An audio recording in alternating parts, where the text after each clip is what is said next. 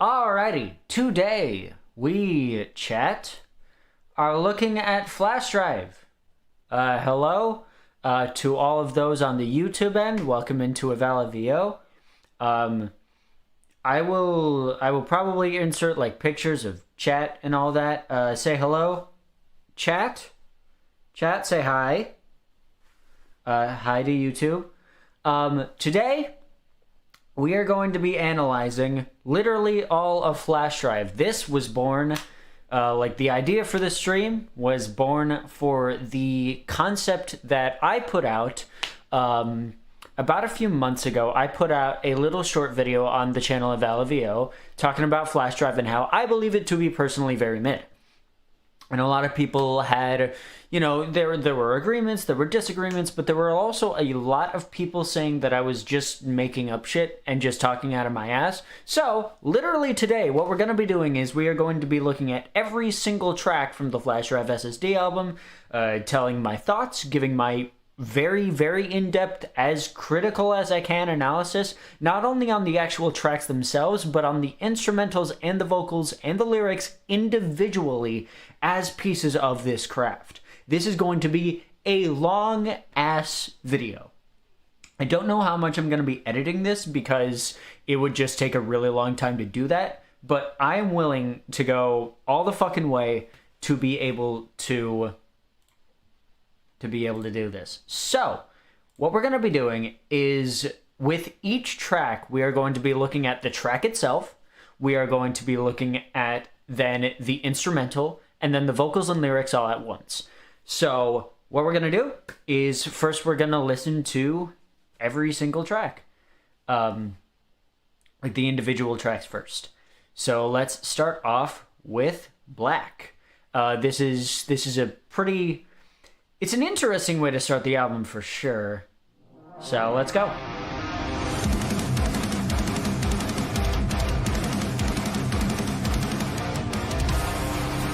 Yeah.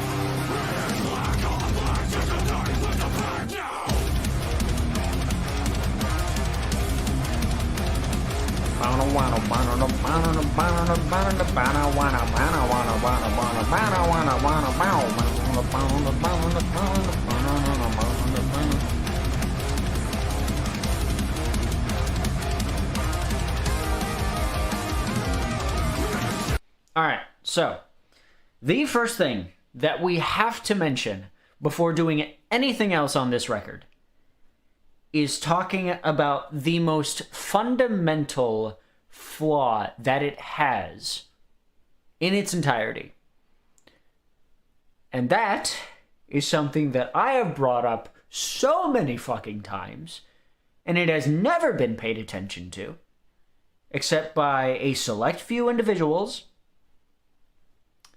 It's 4 words. It starts with a B, ends with an S. Bass. There is no bass in this entire album. None. At all. You cannot hear, or rather, you cannot feel the bass. There is the concept of bass in a later track that you can hear it, but it is not audible. It is what's the term? It's feel bass rather than real bass. And that's something that we're going to get into when we look at the instrumentals properly, but god damn it, it frustrates me to no end. Because, for those of you who don't know, bass is literal, just a fundamental concept of what music is. The bass and the drums are what are called the rhythm section, and those drive the song. Without the bass and the drums, you don't have a song. You don't. You literally just don't. From Filtered, he uses clean bass. Just doesn't put distortion on the bass. Yes, that is true, but even if that's the case, you would still be able to hear it. What I'm getting at is that Will has... I want to say it started in early to mid 2023. There was a time, at least before then, Dawn of the Demetrix and onward until I want to say Shot Down by the Mirror was the last song where this was a thing. The bass was so incredibly well... it was very incredibly audible. It was very present in the mix. And then suddenly, around the time that I want to say Are You Proud of Me Now and the Heart of an Artist Resurrection singles came about, just nothing. Absolutely fuck nothing. And it boggles my mind how you could, pardon me, how you can go from such a bass heavy sound, like there was definitely a lot of it there, to just nothing in the span of maybe a month or so. Again, we're going to get into a lot more as these tracks progress and how I believe that bass could have impacted things better. But yeah, let's rewind a couple seconds. Vocals.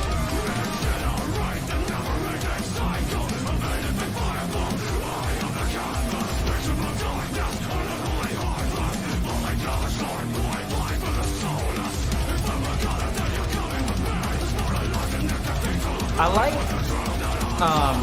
this track has just a really nice pace to it. Like, it's got a really groovy feeling.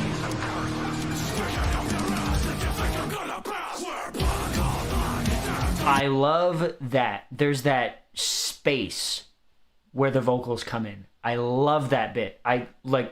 That's something that I really liked about this track, like, even in the original version. I love that Will put this time for just a little bit of space here.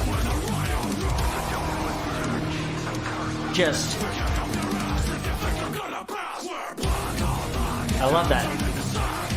It's good stuff.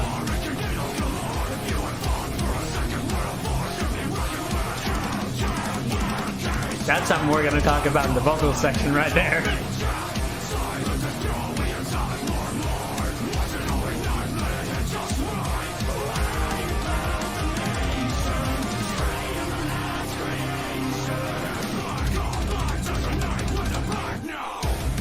Space and then back to it.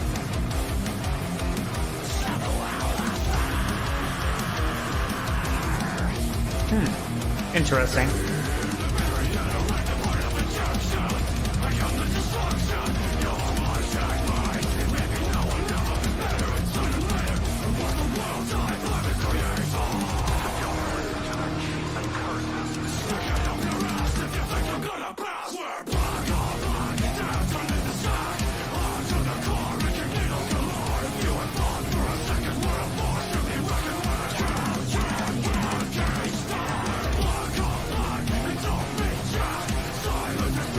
Sorry, I'm just kind of just thinking about things.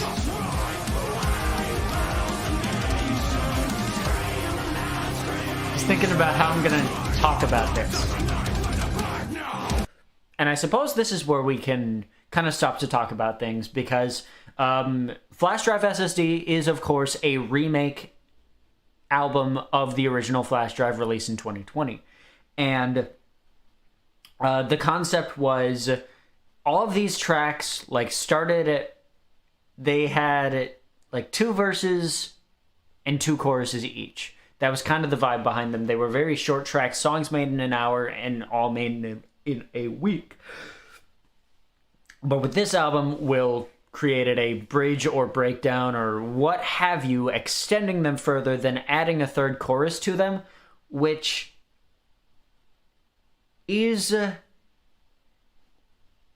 it's an interesting structure to have, especially like adding 3 new tracks with Bronze, Silver, and Gold. But it does create a sense of formularity that I feel could have been different throughout. Because we could have had, like, say with this track, it goes into a breakdown, and then a bridge, and then a breakdown, final chorus. What we could have done is we could have gone like breakdown, bridge, chorus, final breakdown, ending. it always ends with either a reprise of a chorus section or just ends with the chorus, except for 2 tracks. 2 tracks are all that I can think of, maybe 3, that always follow that same formulaic feel, where I feel there could have been a little bit more variety, especially across 10 tracks, and that's also amplified by the fact that all of these tracks are within the 4-minute range. There is not a single track that goes under 4 minutes, and there is only one that hits exactly a second behind 5 minutes.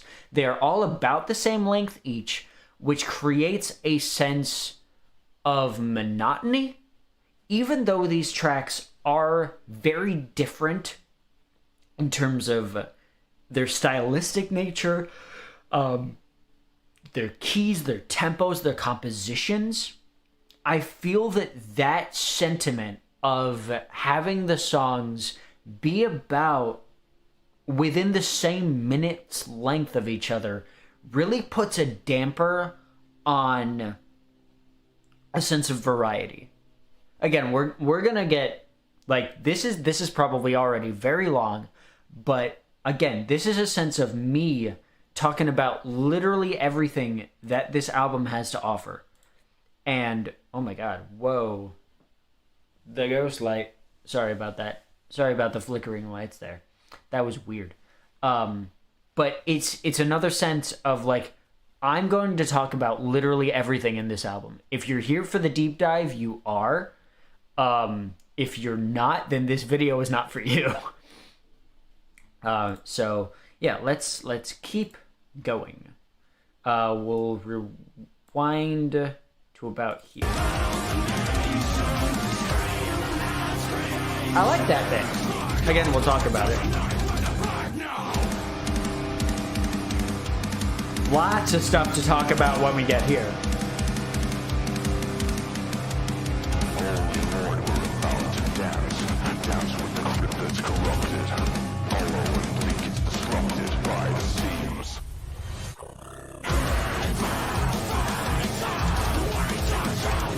It's a nice little touch there.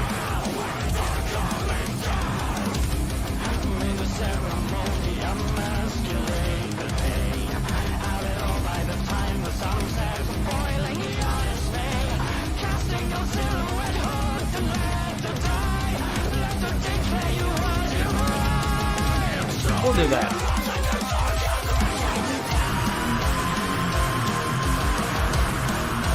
I'm not gonna lie, this part kicks ass. Again, I'm gonna give this album its flowers when it deserves it, and this bit.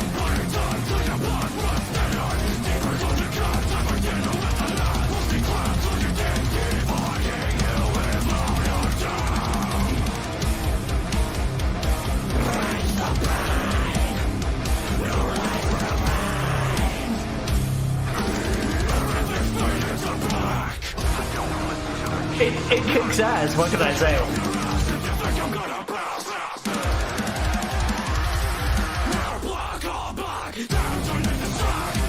And I really like that return.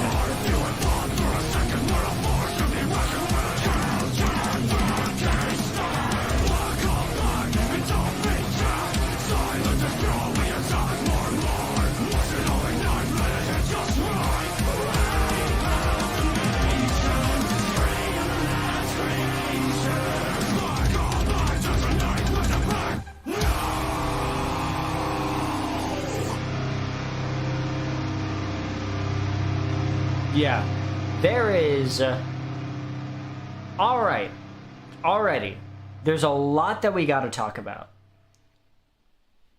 So, let's talk about instrumentals first. I really dig,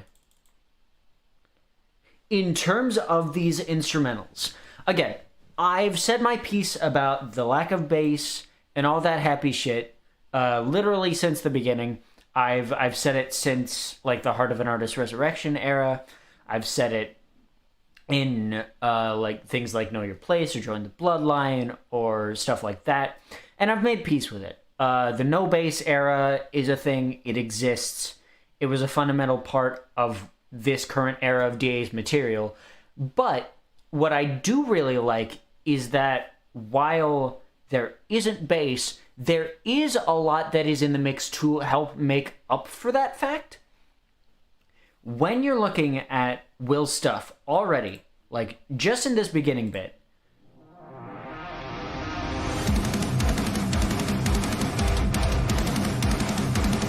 something to note about Will's stuff now, in terms of at least the guitar work, it's quad tracked, which means that there are quite a few different sounds happening here. So we have the,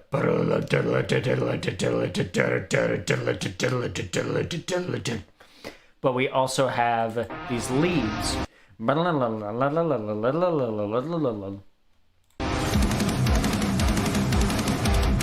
And then we have that.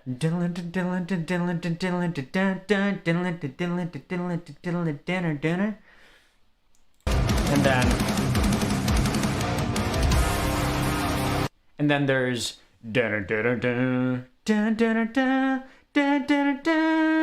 like there's three there, and then there's the leads going.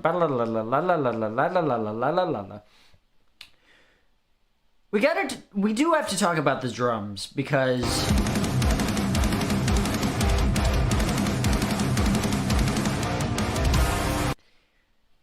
the drums of FlashDrive always, they not only never cease to amaze me, because some of the processing here, like some of the programming of these drums, no, they're not real.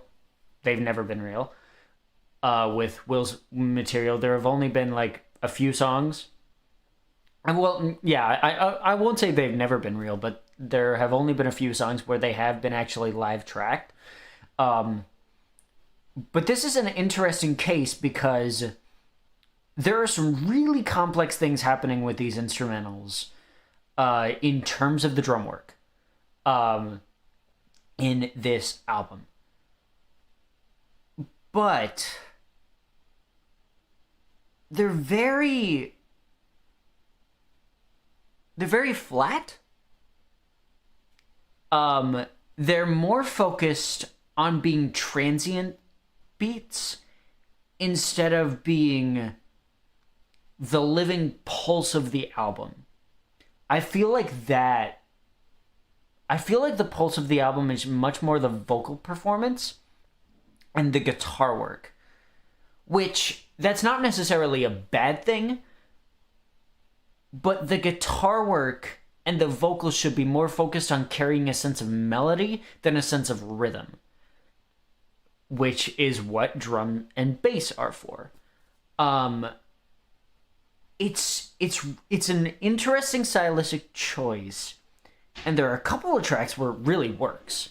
Like, there are a couple of tracks where the fills are so dense that they can't be anything but transients, that it wouldn't make sense other than for the guitar and melody to carry the track.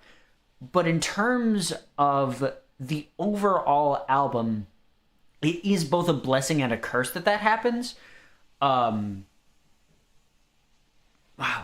Like, already there's a lot to talk about with how this album is produced and how it is structured.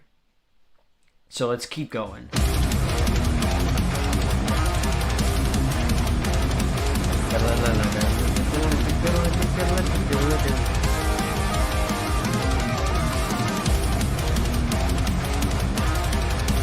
And in this mix already, you can hear there's little intricate synth patterns happening, like a lot of production stuff, like like in this here, you could hear this kind of like high, soft squiggling sound, like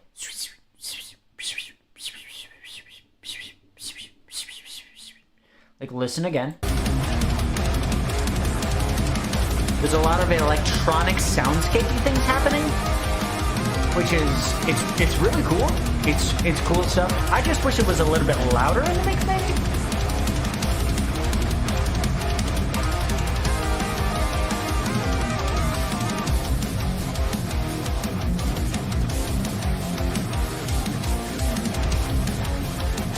And now we have that boom,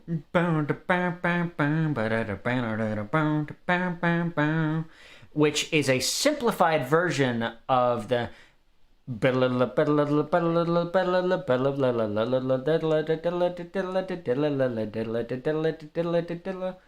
it's a simplified version of that, made for the bridge to help carry a sense of, again, the pulse, the heart of the track, because this is going like this, but this has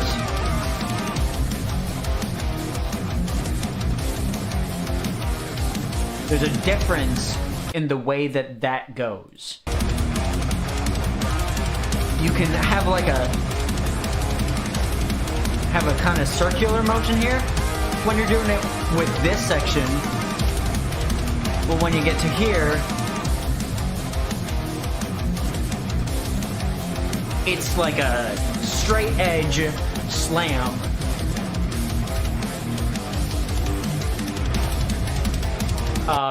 That's like a common metalcore thing that's used a lot in more like slammy tracks.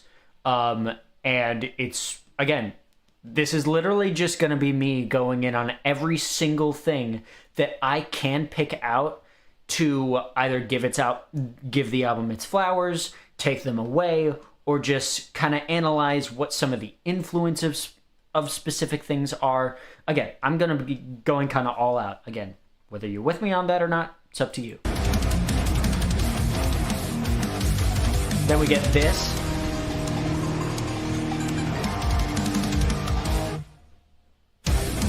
I really like the synth that's happening here.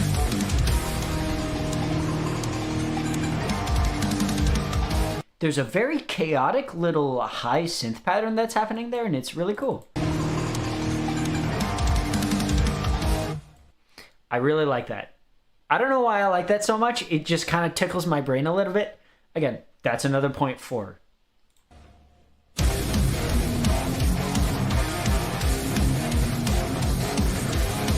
Now we got a two-step feeling.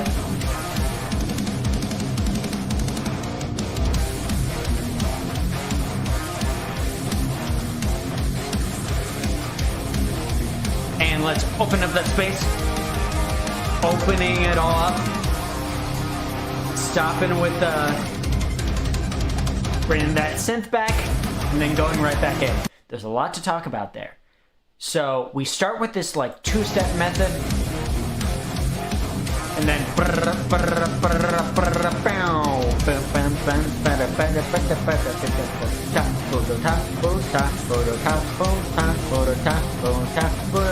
open a little bit, open completely, and then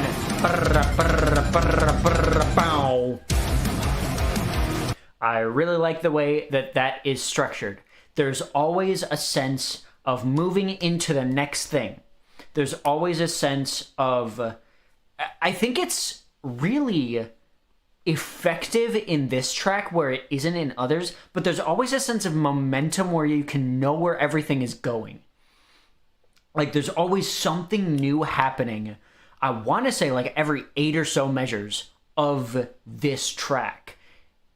Like every 4 or 8 measures is just a new thing that pops up, and it's like, ooh, there's that extra oomph to it. There's that extra sense of almost adventure with this track. And again, we'll talk about the lyrics later, but I will admit that because of the lyrics, there is a sense of off to that we'll talk about. But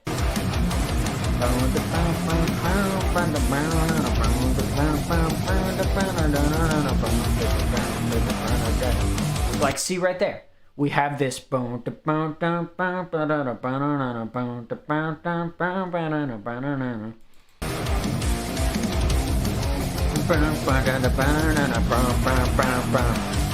we switch from the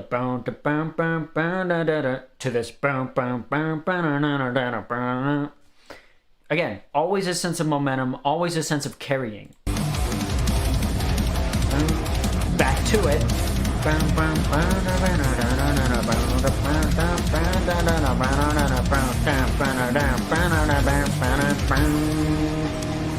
Synth.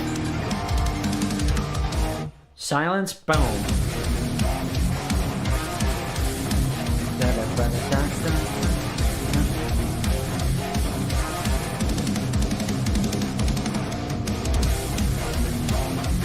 Yeah, they are.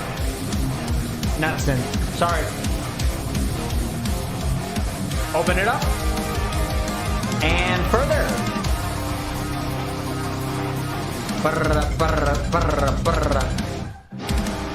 Now, in here, there is a lot to talk about. So, we already have this more subdued guitar sound.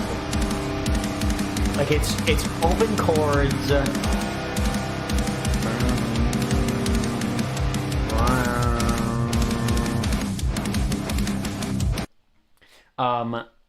But then we have it's almost like a church bell, I would call that. Like some kind of a bell sound effect. Down, down, down.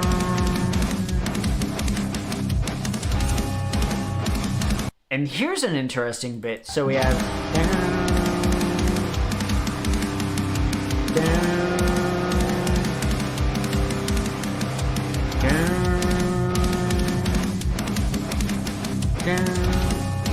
Yeah, we get a new kind of a bell sound effect every 4 measures, and in this section specifically, I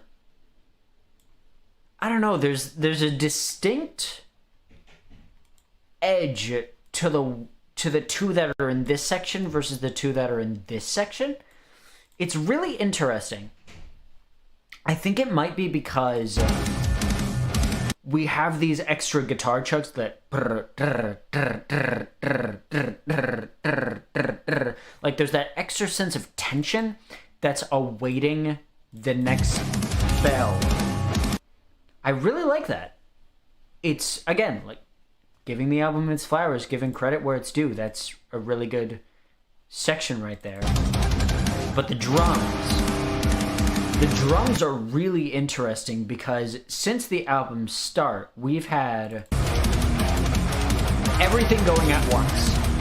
It always flips, just there's a lot of just doing this kind of a thing with the drums and the kicks. But here, it's just the kicks.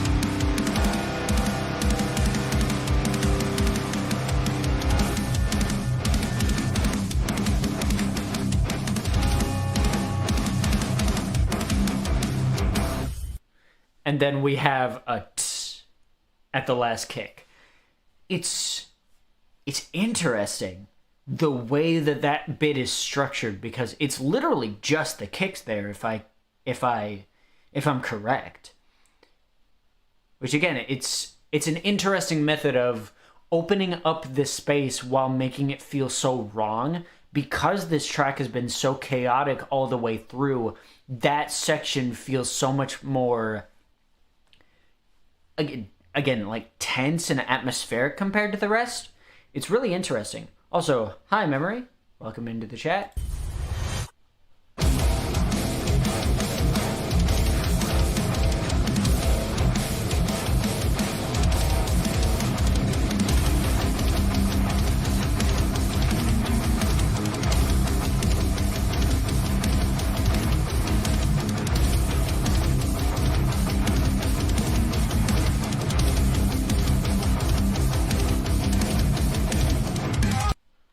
That is the first time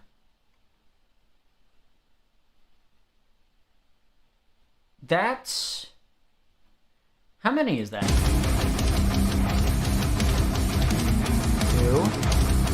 3, 4,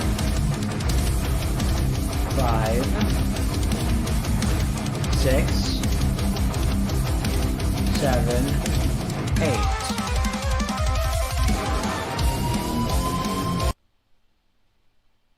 It's interesting because throughout the majority of this track, it's like every 4 measures we get something different. This is one of the first times where we have an extended section of 8 whole measures that is just like that same beat. That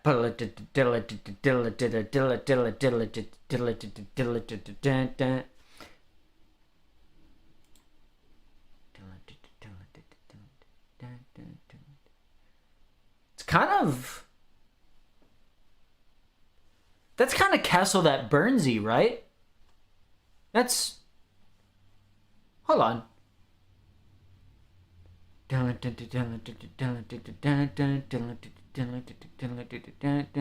Right? That's Castle That Burns, no?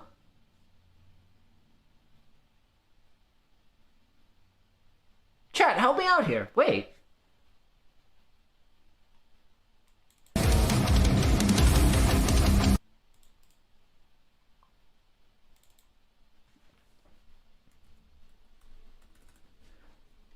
Hold on. We're gonna...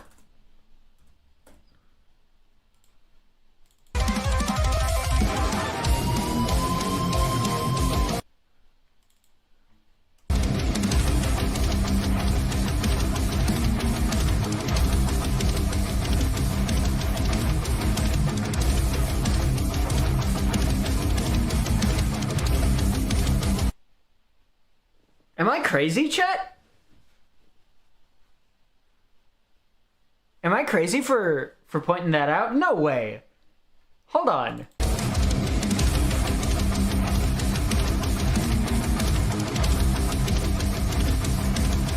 The castle that burns! Yeah, that's... Wow. I never cottoned on to that.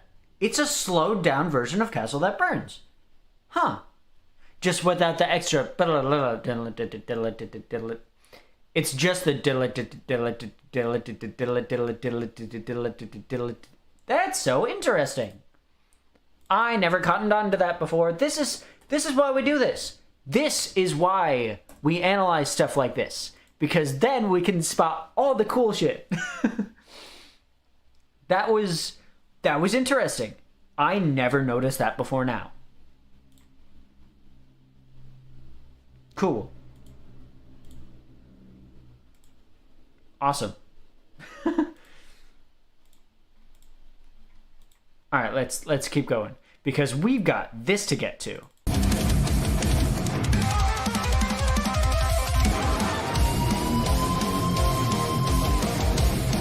I love that.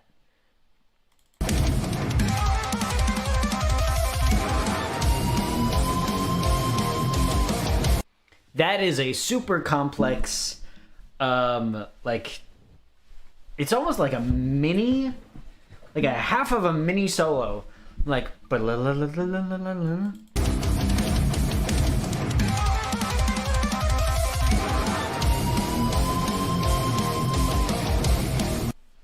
like credit where credit is due, Will doesn't play with a pick, so that is actually even more impressive to me.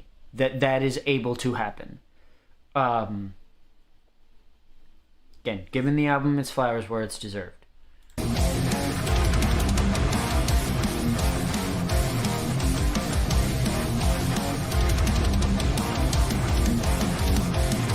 Oh, I like that. I didn't notice that before.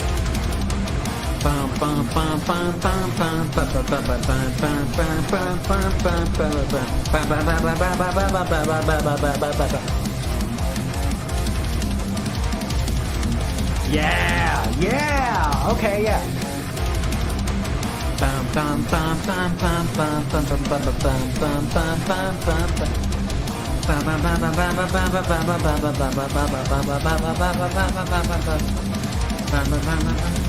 And then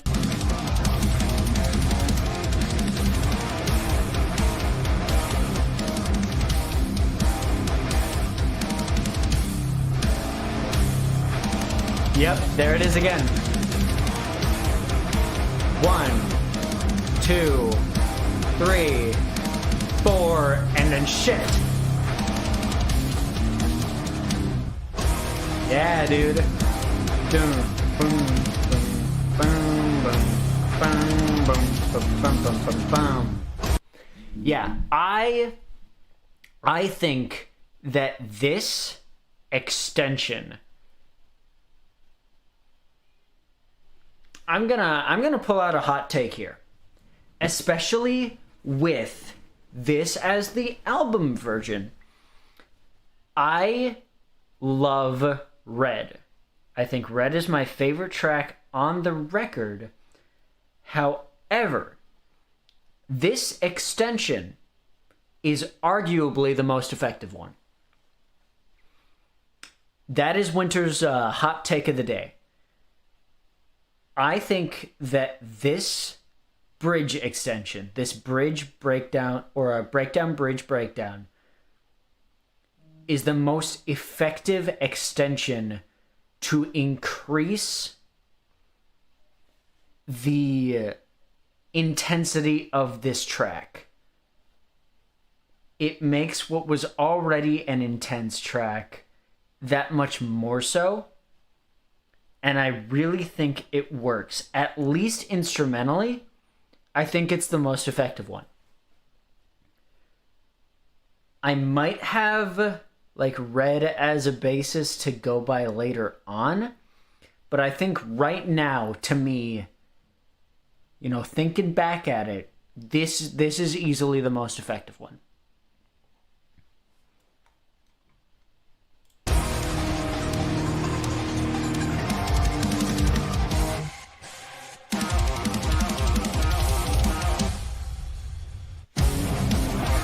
And I like that. It kind of fakes you out here.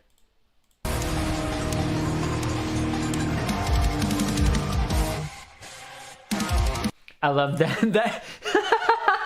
There's almost like a record scratch sound effect with the ARP here.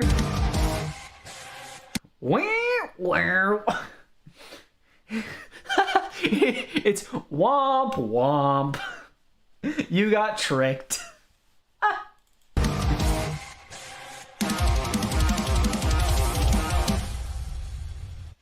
You can actually hear like there's a note left over from that where it just pulls itself back to bait you into, or like to subvert what was happening previously.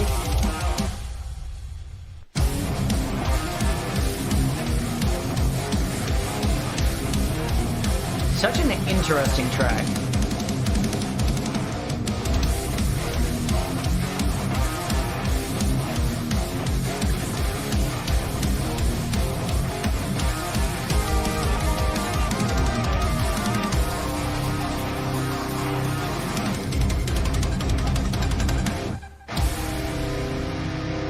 And then there's actually another bell toll that happens there too.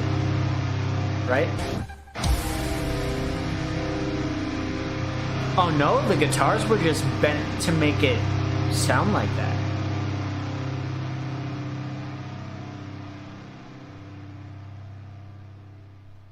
Yeah, overall, instrumentally, I think this track is really effective at what it's doing. I think that, again, that extension is the best out of the extensions of the original 7. Like the original 7 tracks. I think that it just works. Really, really well, I think it works. And my buddy Ninja, he said that this is his favorite track on the album, and for good reason. It's a great way to open it, at least instrumentally. Which is where we get to the lyrics. Because the lyrics betray the instrumental.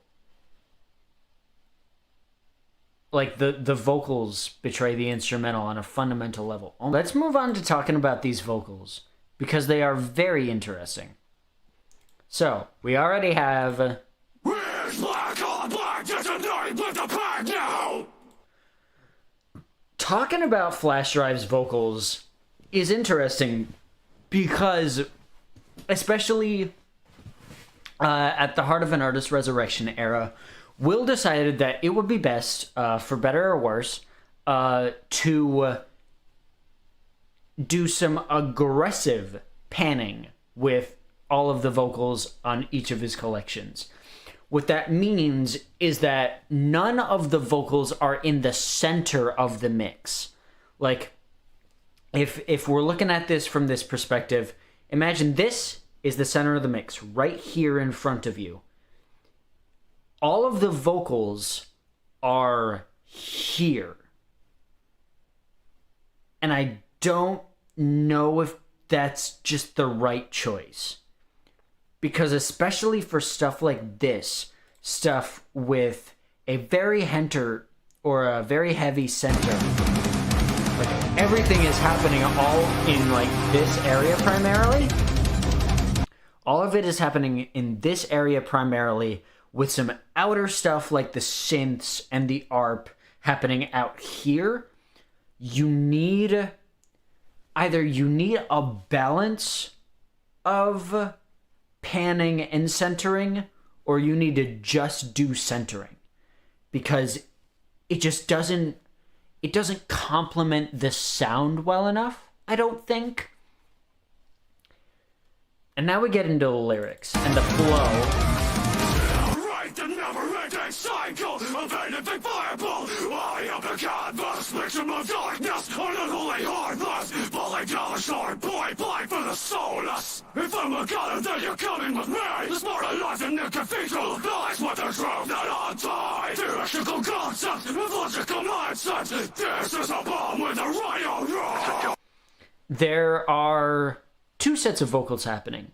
There is one that is doing the like these kinds of screams, black on black, and then there's another below them that's going raw, like these kinds of screams, black on black, and they work. Let me. Is it alright, the never-ending cycle of anything viable? I am the canvas, victim of darkness, unholy heartless, falling down the shore, point blank for the soulless. If I'm a god, then you're coming with me. The smart alive in the cathedral lies with the truth that I'll die. Theoretical concept, logical mindset. This is a bomb with a radio. Yeah, I think it's really tricky, because this is where we get into easily my second biggest critique of the album that isn't the bass. And that is the meaning behind these tracks in concept versus execution. Black is a track that is meant to represent void, nothingness, destruction. Relentless void and darkness. And I feel like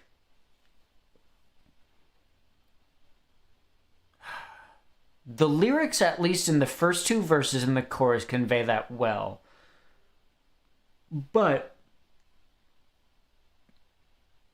like, if you had thought for a second we're a force to be reckoned with, count your lucky stars, incinerate the never-ending cycle. That's a hard bar, by the way. I'm the canvas, a spectrum of darkness, the unholy heartless, falling down short, point blank through the soulless. Like, it's got this. I feel as though this track would be better suited to something more along the lines of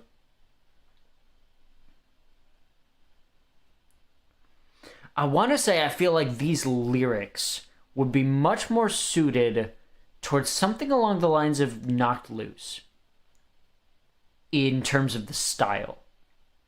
Because right now what we have, it's a very classic, like, speed metalcore, I would say. Like, it goes at like that boom boom,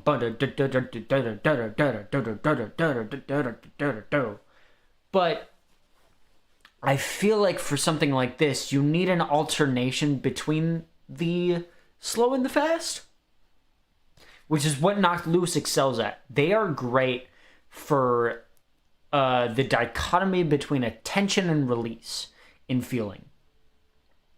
And I feel like while this track does have tensions and releases, there's often, in Knocked Loose stuff, there's always points where it just boo, boo, boo.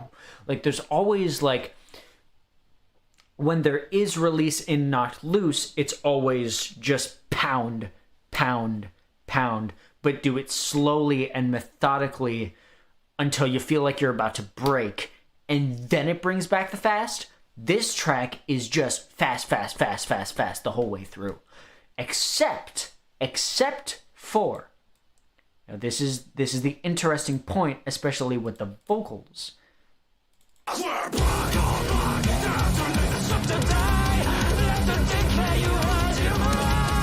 There is this where it slows itself down.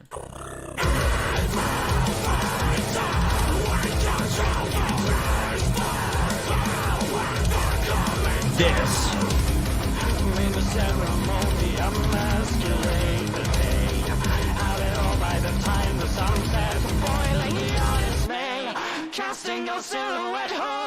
And I love these, the way that these vocals present themselves. Very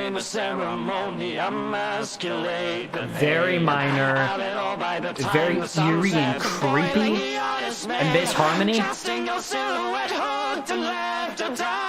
Let him take where you are deprived.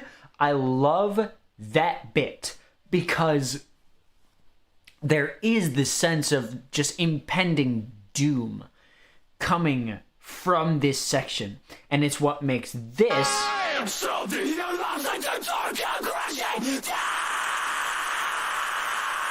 it's what makes this drop hit so hard.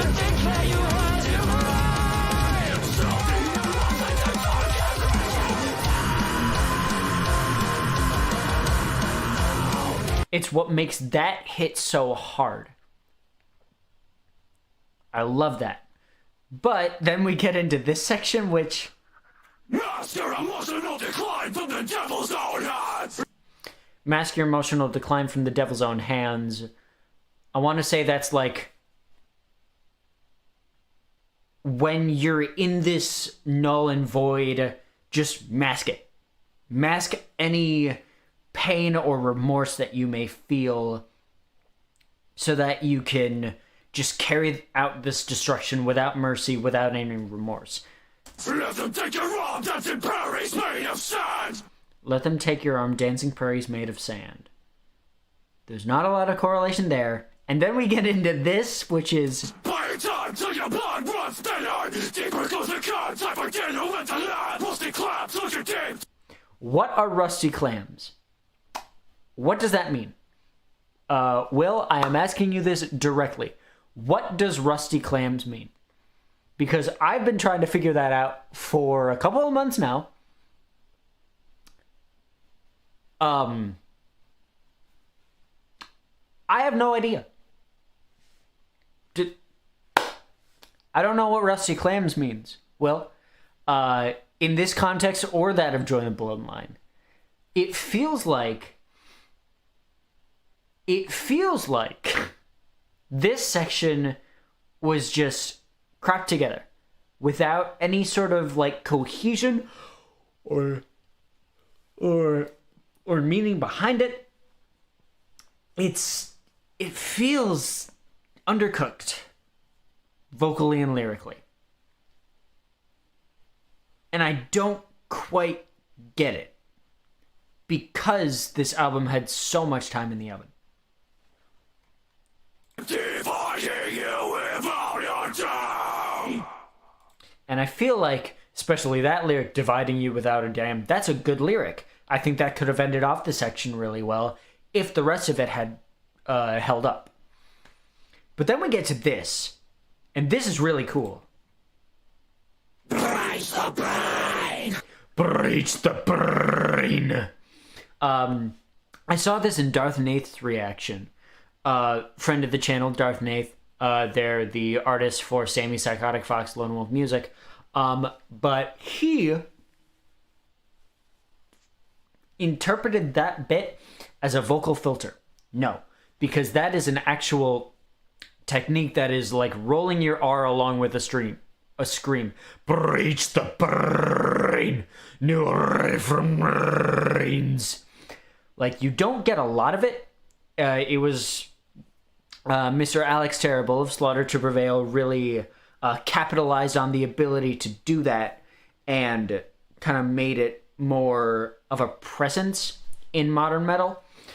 And people have been doing it more often. Will Ramos has done it. Will has done it a couple times in something like Join the Bloodline. But no, that is not a filter. That is a genuine, like, actual full screen. Like, Rise the brain! No life remain! like, from brains. I really like how that's done. Otherwise, this track is okay lyrically. I think it gets its job done, but it's honestly like nothing truly special. Overall, I think that this song is a decent enough introduction to the album. I don't think it's perfect by any means. I think that the vocals could have used a little bit more time in the oven.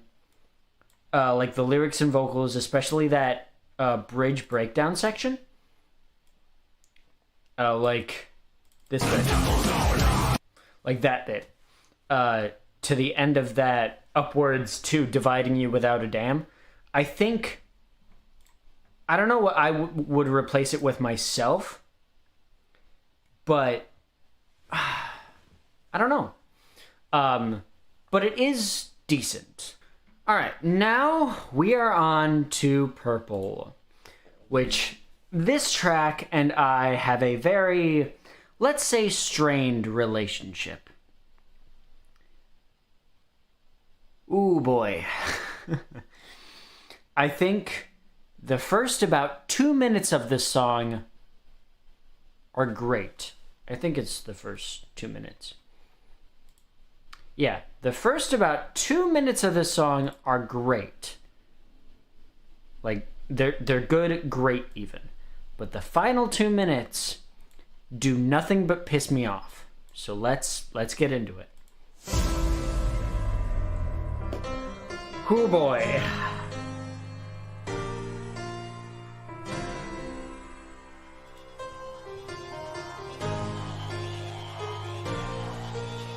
Fading to the haze of a purple remedy.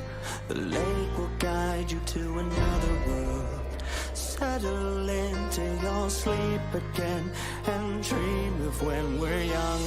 Deep gazing through the eye of a vapor, bound by a sea that carries your heart, taken by the hand of an angel, drowning underneath. Those harmonies are so good. I can't remember how much longer it's been since the velvet come of day. Yet maybe the tides will show me the way as they carry me closer to the harmony forevermore. Lift me up and hold me closer. Fly me over and find me on the sky. Save me, let me grab the hand that fits. Take me, let me hear your aching heart no more. While we hide behind the personal veil.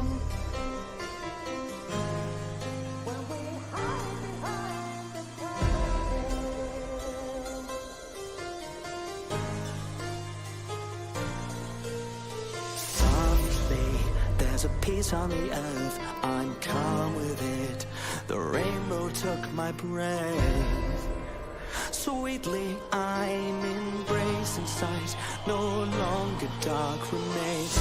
So what if we surmise to the leaves? These are the best harmonies. So what if all that's left is silence? The water rises and creates a vibrance to bring me home far away from violence. I love that bit. To bring me home far away from violence. There is... We'll get into it. And it, you know what? We'll just get it out of the way. Because... And how did I deserve this time with you? As they carry me closer to the heart.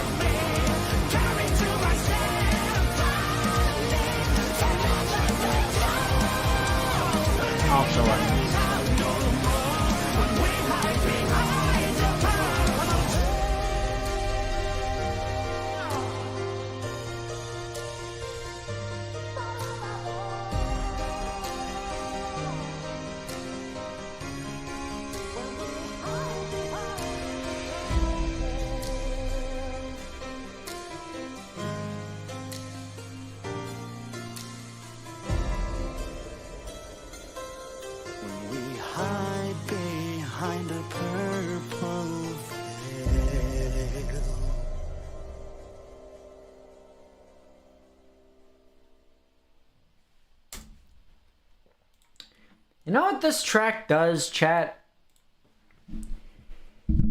It pisses me off. Just on a fundamental level, dude. This track is frustrating. Fundamentally fucking frustrating. Let's break it down here. The first 2.5 minutes are fine. The first 2.5 minutes are frankly fucking wonderful. They have this beautiful... Listen to this. That piano, the synth work, it's just... And the vocals have this... There's an intensity to them, but you can feel the movement and the heart and the soul. There's so much here. Like, that piano is so alive, it's so gentle and moving. The harmonies in this, and especially here. So what if we surmise to the leaves and the vines? Like, there's so much goodness in this first 2.5 minutes. But then it all gets completely fucked up because Purple, the original Purple, is a song about finding peace. It is a song about finding tranquility. It is a song about finding oneself in a world that is chaotic around you, but you find that sense of tranquility within yourself. And that's all that matters. And that's why Red is such an explosion of anger, because that is the moment that chaos feeds in. So then I politely ask, what the fuck is this? This entire section right here that I'm highlighting. From right here to right there. What is this? Because that is not peace. Nuh-uh-uh. That is not tranquility. No. That is... It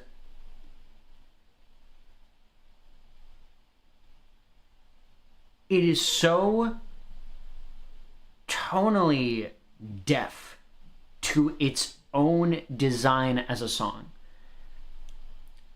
It is flawed. Like, fundamentally, a song that starts with such a piano, like this light, airy, smooth, beating heart tone should not contain, like, imagine, humor me here. Listen to this.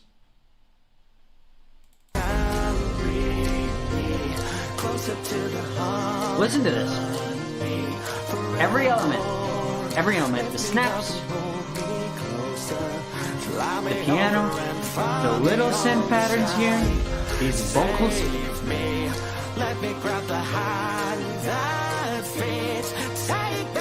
Got it all in your head?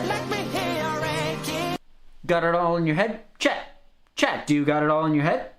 Are you following what I'm doing? Compare that to this.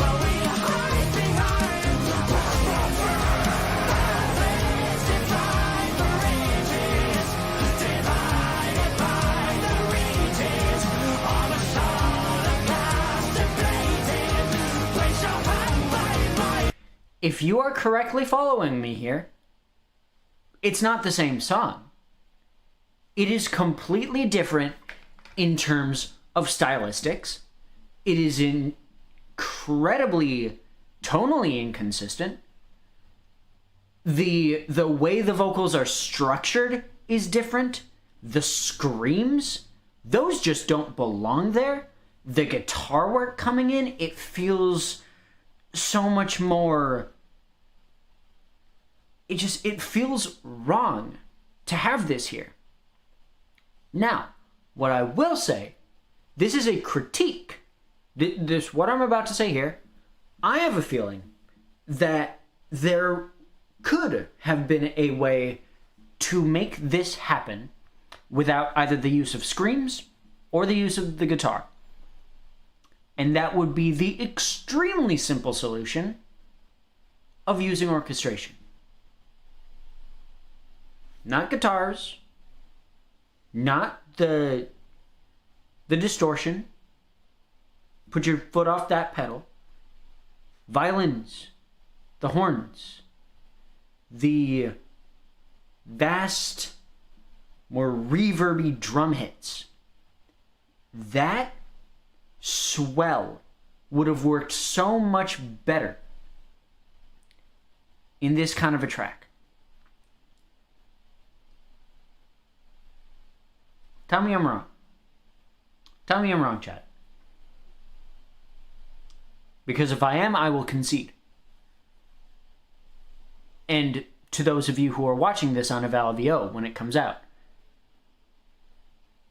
tell me if I'm wrong. Because I would love to find any way to make this section work. But it doesn't. It just doesn't work.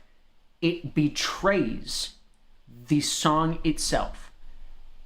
The song itself as an entity is flipped entirely tonally by this section. It is legitimately horrible to me. I hate Purple. It is one of the very, very few songs written by Will that I can genuinely say, because of this section, this right here, it holds no artistic value to me. Because this kind of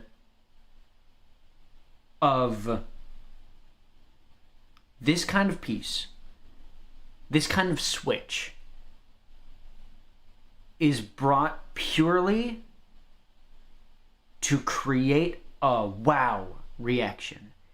It is purely to create a, like, cheers in a crowd. It is purely to create clicks on a video, reactions on a stream. But it is not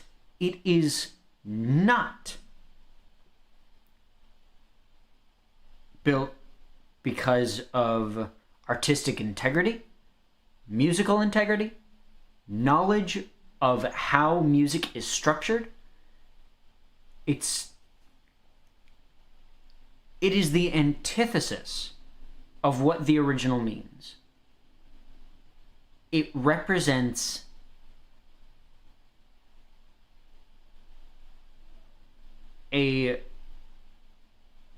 I'm trying to find the right words here. It represents the ultimate musical falsehood when the original Purple is nothing but complete musical honesty. This track is a fundamental failure. And I don't see it any other way. I don't. There's something so just gross about listening to this song. There really is. It just doesn't feel right to me. I don't know if that's just me, but I feel gross listening to this song because it defeats the entire purpose of what FlashDrive is, to capture feelings, to capture authentic human feelings. It's just...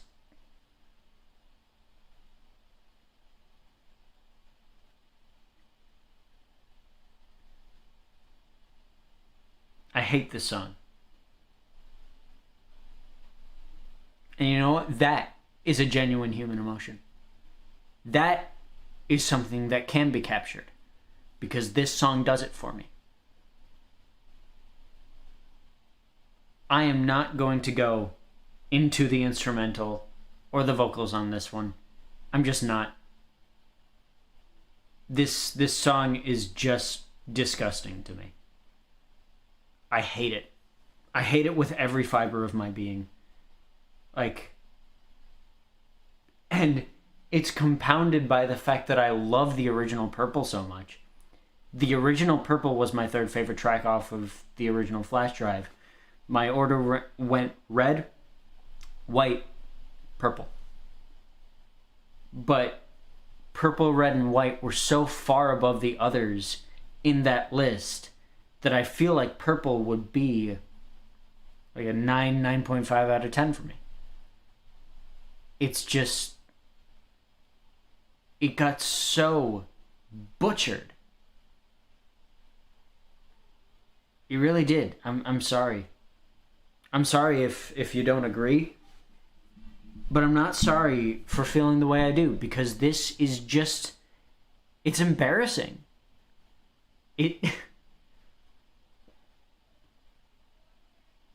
Wow. I need a second, chat. I need a fucking second. Wow.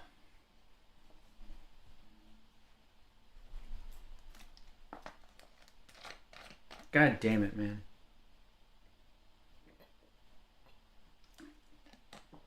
Thinking about this song pisses me off. It really does. It's just disgusting. It's just embarrassing. It's so...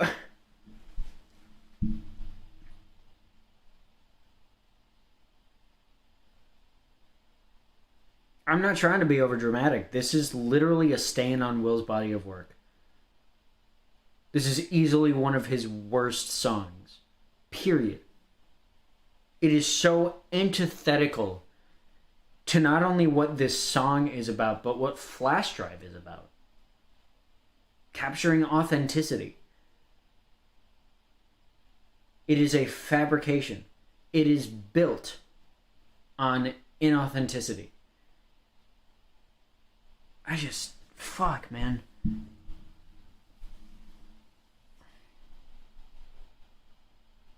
I hate it. I hate it so fucking much.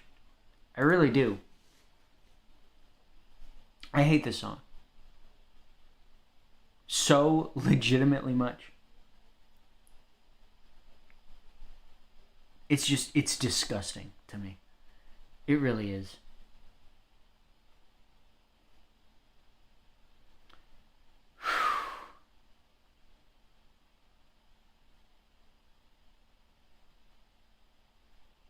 God damn it, man. It just pisses me off. I'm sorry. I'm sorry, chat.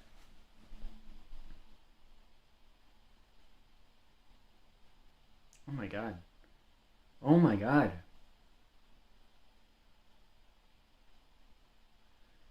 It's always like right there when I'm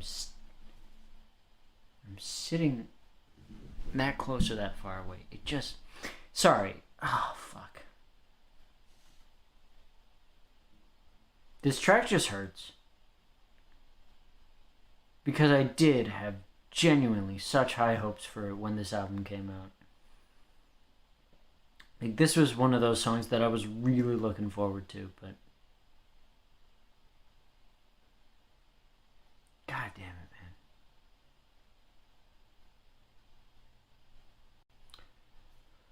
Whew.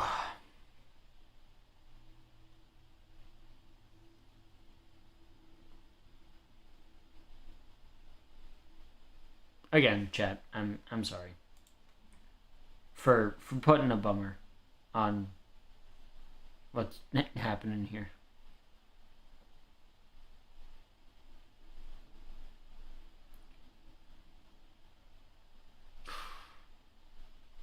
Wow. All right.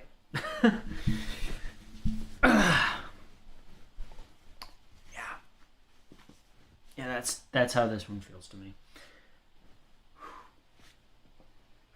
I need a second, chat.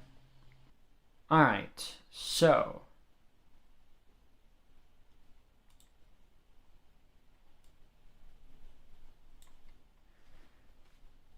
Alright. This would be where I sync up the rest of the recording. God damn it, man. But the good thing about purple being so bad is that we move on to peak immediately. It's always running round in circles in my brain. There's just too much down to stay. Not to miss you will remain now.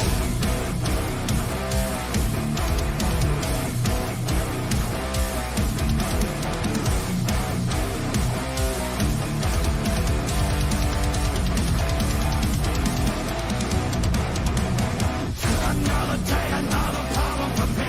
Always red is the sea of blood. I'm going for the very time I'm following, create every single breath I'll take. With the limit is broken, I can't find you. So, leaves. It's every day and I can't keep this in. Just march forward. There's in the air, it's like I always care to find for what is right. I can't take the edge of tomorrow. I feel it's working sorrow. Hold me close, 'cause you will see it's the red rage inside me. Watch through these walls, I can't even take you out. But don't feel like that's how I'm hiding. All the wires with no action to take. There's nothing special in sight. So many wrinkles are made. So, fucked off my face. You will leave like a magnet. Don't rush forward. Act like you care. You're gonna power. It just kicks so much ass.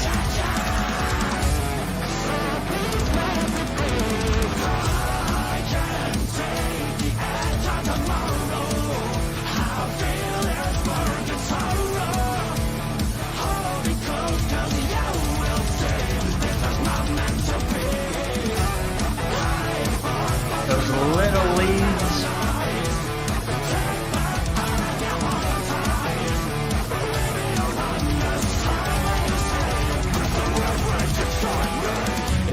Nothing comes closer to the skin I wear. Burning before doesn't hurt anymore. Pierces the heart, it will grow back just like ours. I was marked from the stars. keep me tied up, you'll regret it. Chain me to spine, bring me to ingress. I will keep it the simplest. Your blood rays like red on the walls. Cause the darkest light. There is my tender place. Swear no to the sinner, for I'll be your killer. You will taste the power. Solo.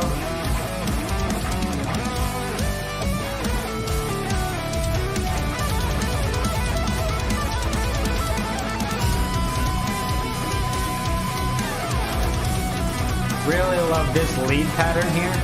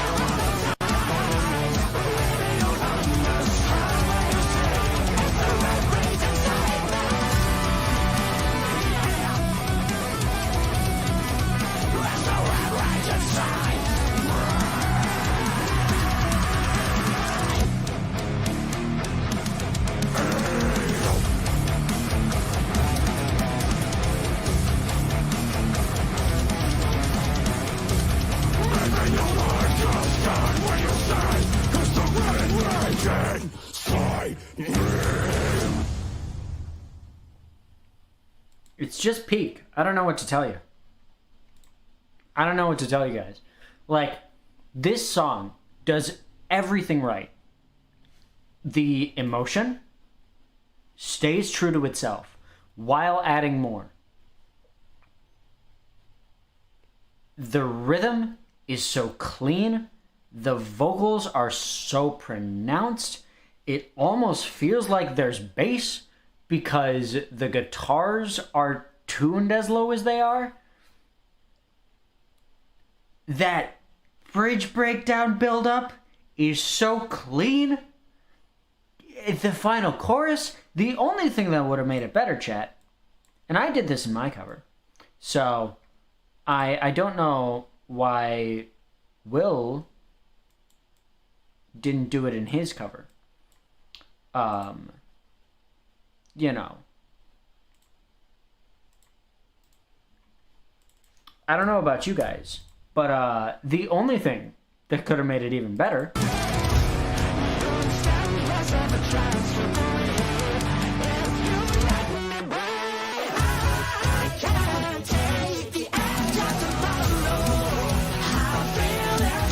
like, how fucking cool would that have been? How cool! Fuck yeah, man! And then fucking just...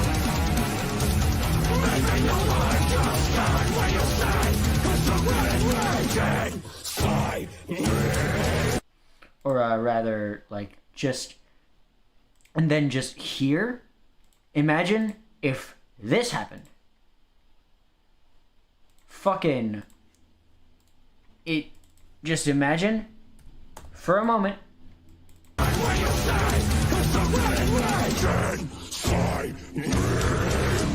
Like, that fucking around with some of the pitches on that.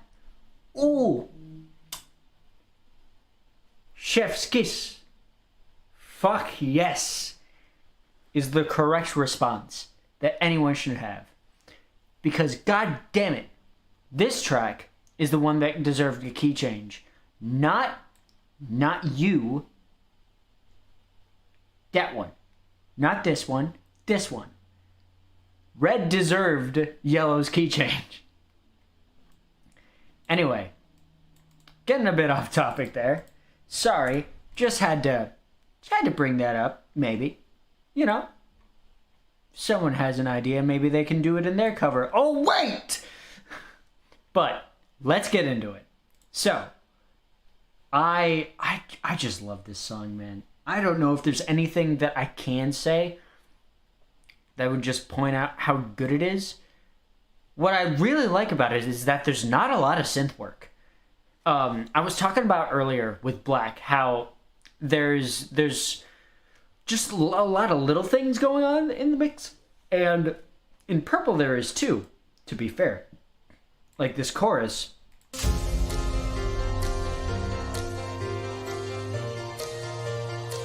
There's these little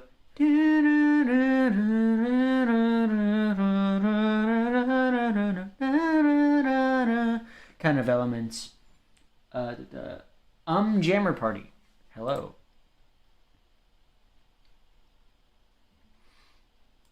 But yeah, there's a lot of these like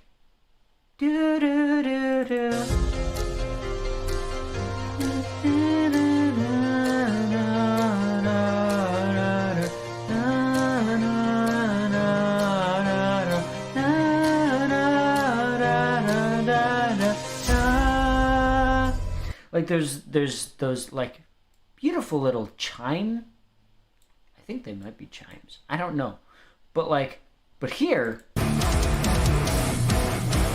it's just the guitar and drums.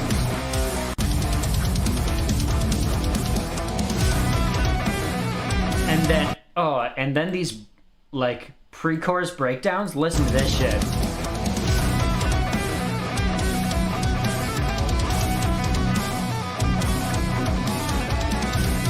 These leads.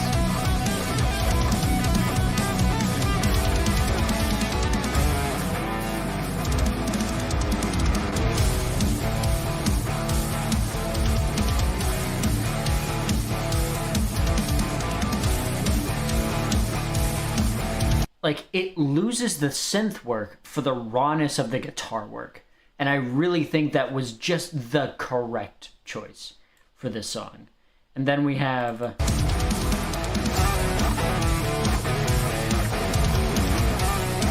like these little...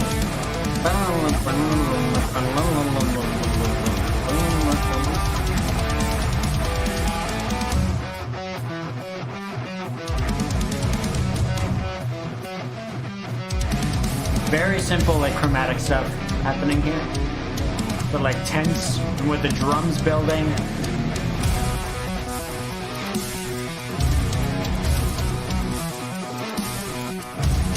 And these are also harmonies for that later section that I was talking about that I liked with those leads. And then just...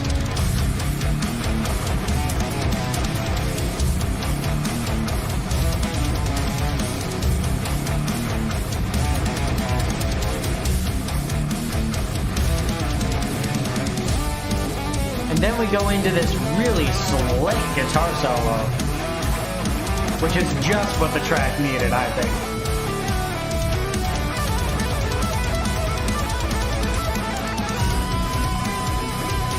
And then, if you've noticed,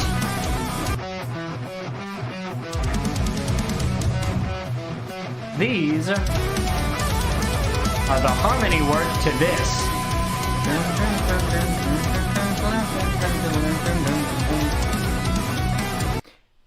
Connective tissue. Again, it just does it right.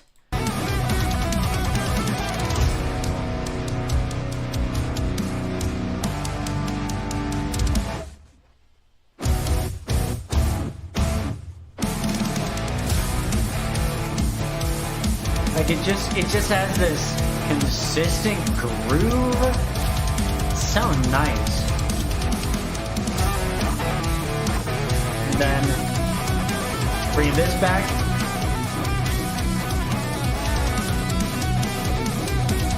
Flipping up the drums. And then just this fucking shit.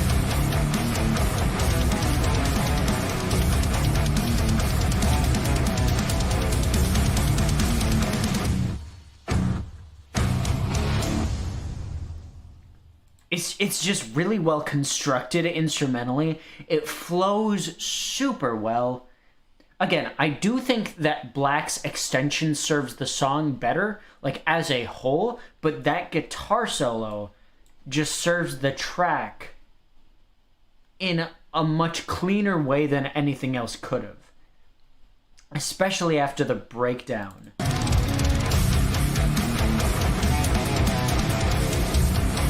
It has this really tense sense of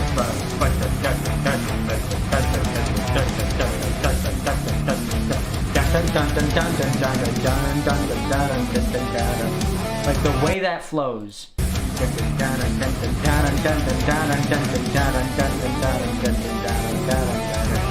Like it goes from a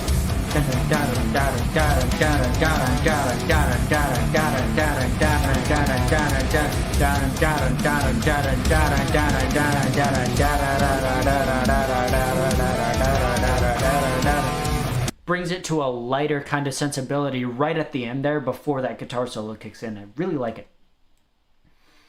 And then the vocals. The vocals are interesting here because there is this really interesting vocal effect that there's a really interesting vocal effect that Will has used since the Heart of an Artist Resurrection era, where it has another day, another problem for me. Always red as the sea of blood. It makes the high ends higher and it compresses his vocals to like literally just this, but he's able to again pan the vocals in a way that makes that compression sound more natural, but at the same time it makes it sound almost unreal, the vocals. Like they almost sound auto-tuned because of this effect that he has placed on them and the heavy processing that has gone along with that effect. But I think for this track it really works because it combines the nature of the effect to create this really gritty style. Another day, another problem for me. Always red as the sea. Another day, another problem for me.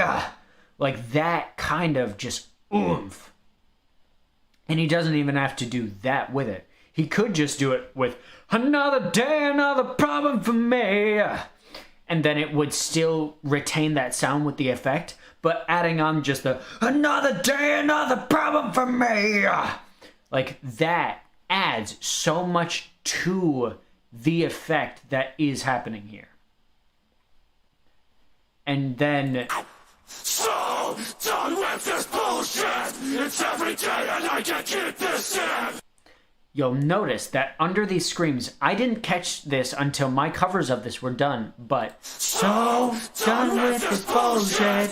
It's every day that I can keep this in. Just a march forward, face in the air. Like, there's a clean bit. Just march forward, fist in the air. It's like I always get to fight for what is right. Like, there's a clean vocal layer under there that enhances just the space of the sound that's happening there. It's really cool. And then the radio effect. So please let me breathe. I can take the edge of tomorrow. I'll feel this work in sorrow.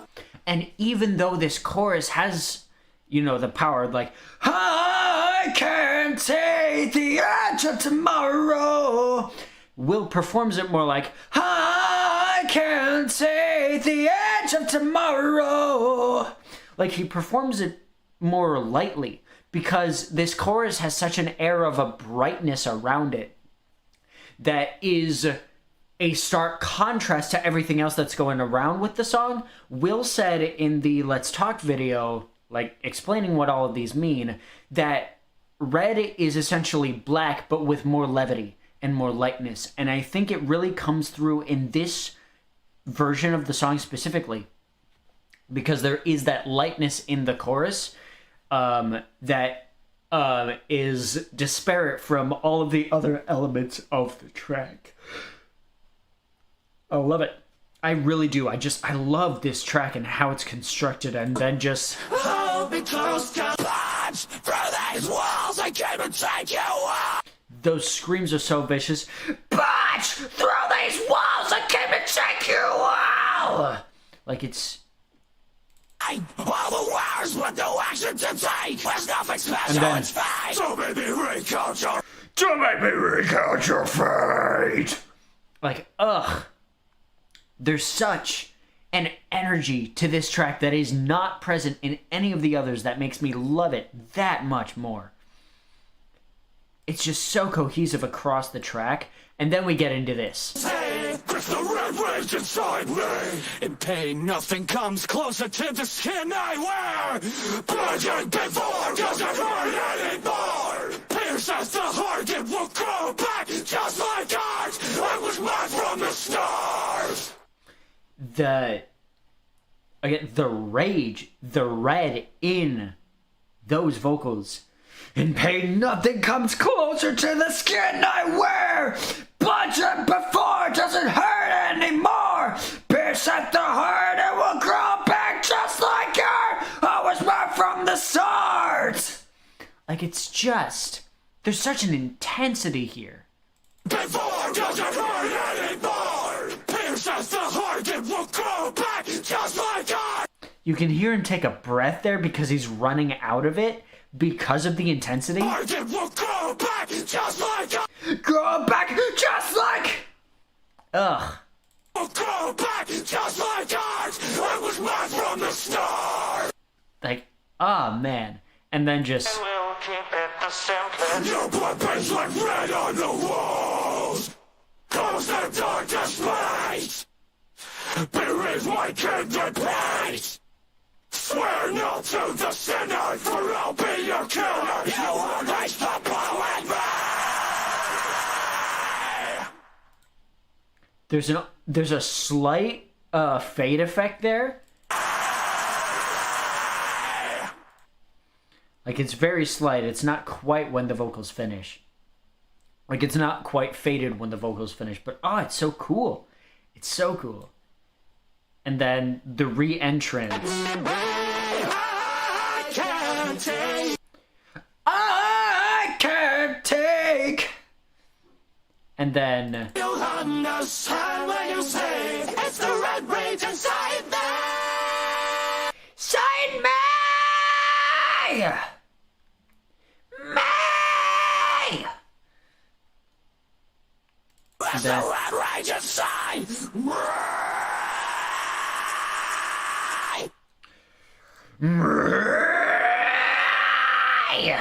Like, just, ugh. And then... Gotta love that. And then the depth of the screams here. Maybe you'll understand what you say. It's the red rage inside me. Inside me. Like, ugh. It's my favorite song on the album. So easily. It's just so cohesive unto itself, and it's such a breath of fresh air after Purple, which is the opposite of that. Yeah, I love this track. If it weren't for the bass being gone, I would say this is a 10 out of 10. With the bass being gone, it's like an 8 or an 8.5 out of 10, which is the best that this album gets. But oh my god, yeah. This fucking track is so incredibly cool in a lot of unique ways that the others are not. It's just, ugh. It's so cool. It's so fucking cool. Alrighty, chat. So, we are back with FlashDrive. We are actually going to delete off those files because we don't need to talk about them anymore. We are going to be talking about yellow through white today. We are going to be touching on bronze, silver, and gold next time. So let's put those guys over there. Starting with yellow. Yellow, what do I say before going into it? It's okay. I think it's... Because my favorite list, for those of you who don't know, is red, white, silver, black... No. Red, white... Yeah, silver, black... Bronze, gold, blue, green, purple. That's my ranking. So it's like yellow, it's not phenomenal, I don't think, but it is an interesting one for the stuff we're going to talk about today.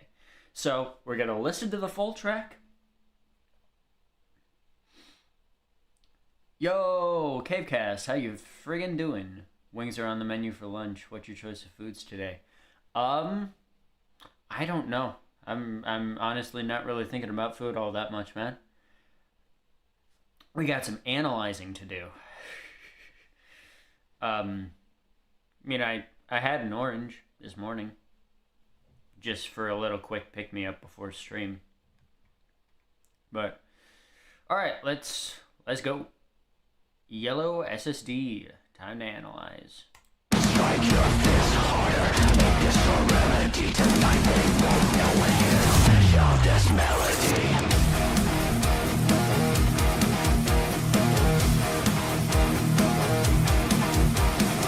Strike your fist harder. Make this a remedy. Tonight they won't know when you shout this melody. Life's my drug. Life's my five. Already there's something to talk about. So this section, this beginning, starts off making you think this is going to go so hard. Because of the effect on these vocals. Listen to this. Like, you think it's going to go really fucking hard into this next section.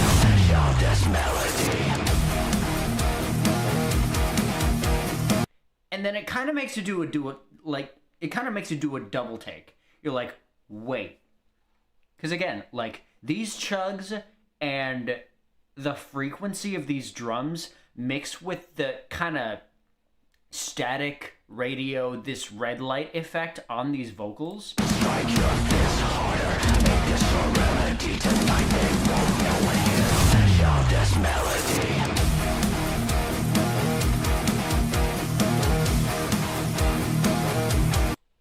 It's interesting.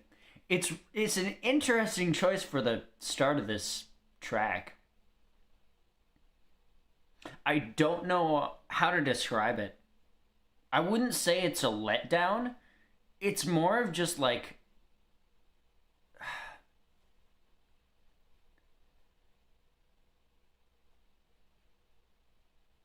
And it's not even like a case of blue balls, because it's not something that's necessarily built up long enough to be that. I don't know what that would be.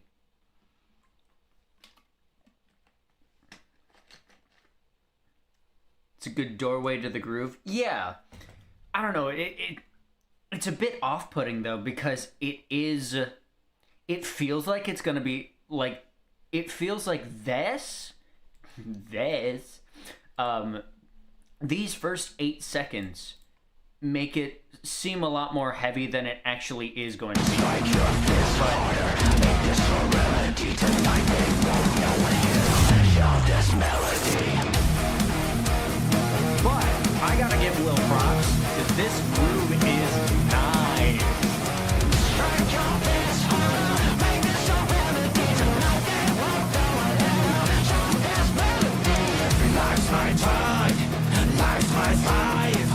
Yellow as the sun got to run and got through this hazy days. I won't let go as long as brightness shows. Don't forget, I'll always take to the bottom of the bottom. That's something to talk about with this track. The original Yellow was one vocal layer.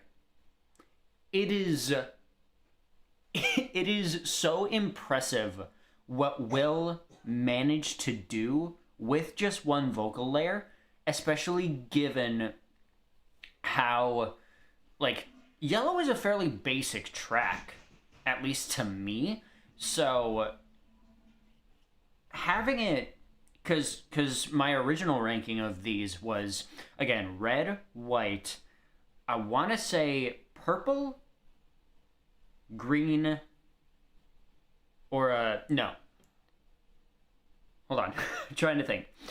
Yeah, my ranking of the original FlashDrive is red, white, purple, yellow, blue, green, black. Yeah.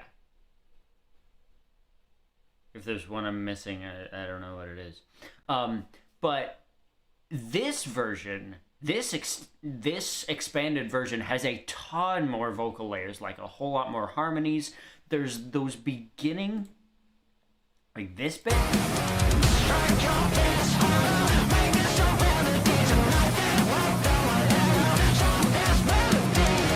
And that's actually 2 vocal lines placed on top of each other, because you have that same thing that was in the beginning, the strike your fist harder, make this a remedy tonight. And then you have the strike your fist harder, make this a remedy tonight. You have those layered on top of each other. It's very, you can't really discern it as much here as you can.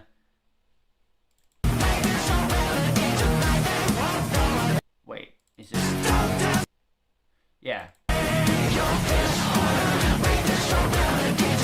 You can't tell it as much here.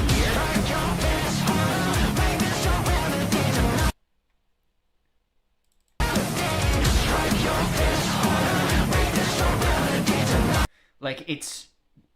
He upgraded the volume of that chorus line version of it. And it's interesting that he did upgrade the volume when it comes to that. I don't exactly know how I feel about not staying the same throughout the track. I have to say the vocals is very unique, sir. I dig it when you do vocal days. Thanks. I appreciate that. I like that's the one thing I'm aiming for with vocals. It's to be my own voice above anything else. So thank you.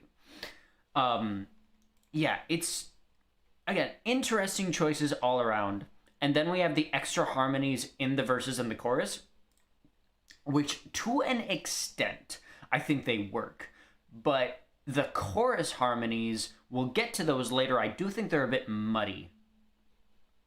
Life's my drug, life's my fight. Thank you. The sun got to run and gun through these hazy days. I won't let go as long as brightness shows or forget. I'll always say to the bottom of the bottle, we got to put the light in motion. Set these moments aside. Well, we're going to touch on that in the vocal section. Yes, I took you out. That one too.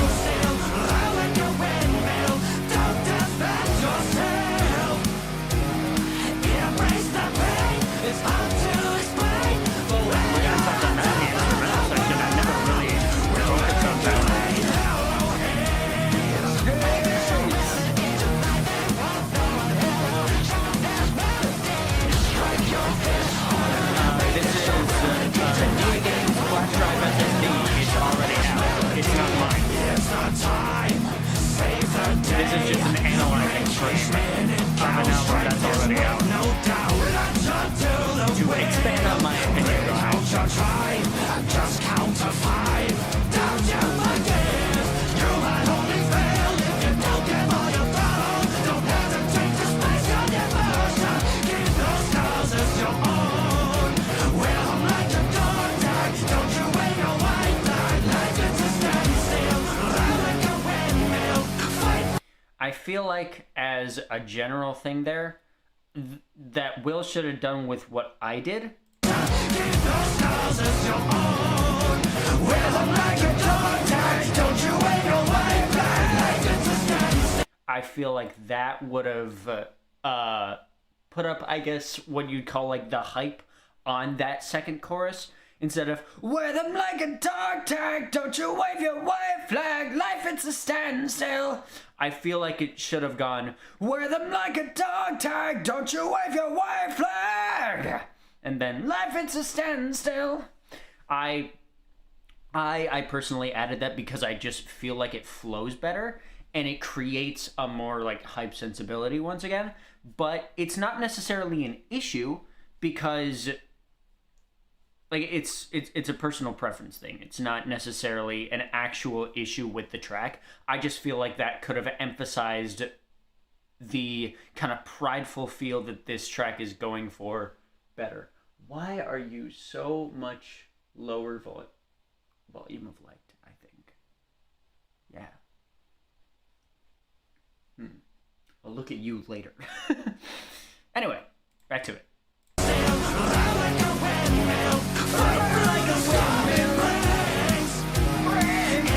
Gotta love those rolls of R's.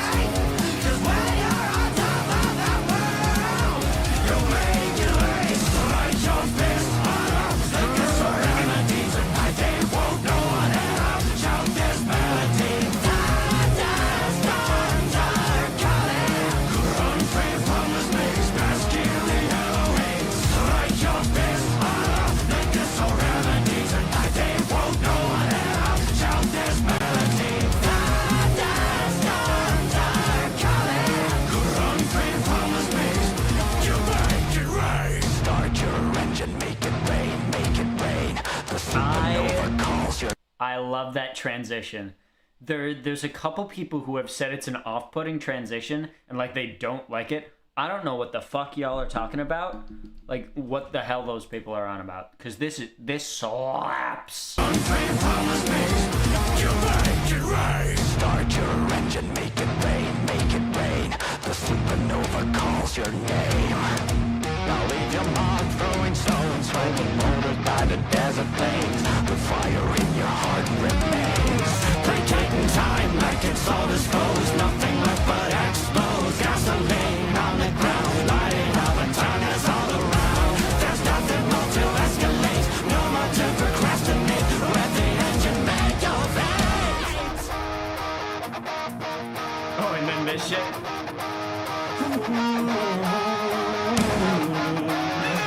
It's such a cheeky addition, but it works. So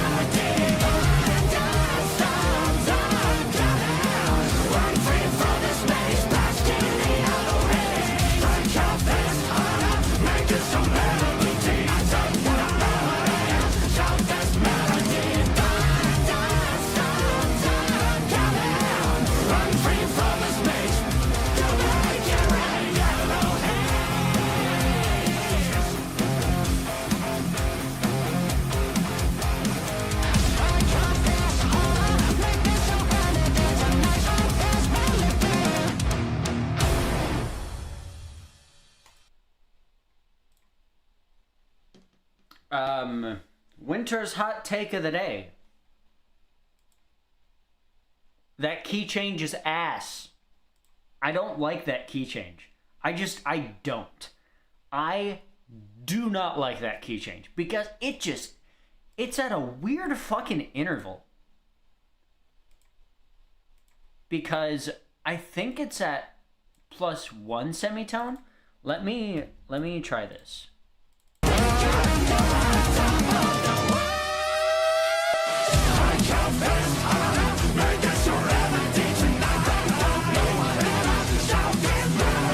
Wait, is it at 2?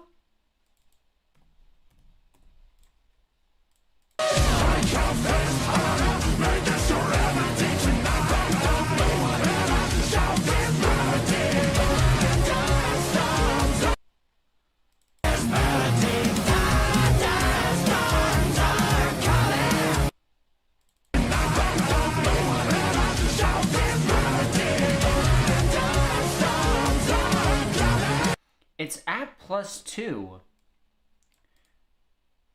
but it doesn't feel right. For some reason, this key change has always been so off-putting to me because not only did he do a key change, but he actually changed some of the notation structure, specifically because what this key change does, it also adds...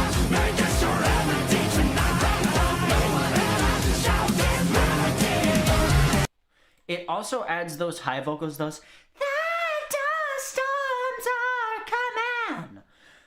That was a horrible impression of that, because I can't do it right now. But that fundamentally changes how you perceive the sound of the change, and it also increases the volume of those harmonies in the back. So when originally it would be thunderstorms are coming, like that is the primary thing that you hear in that section, in that chorus. But now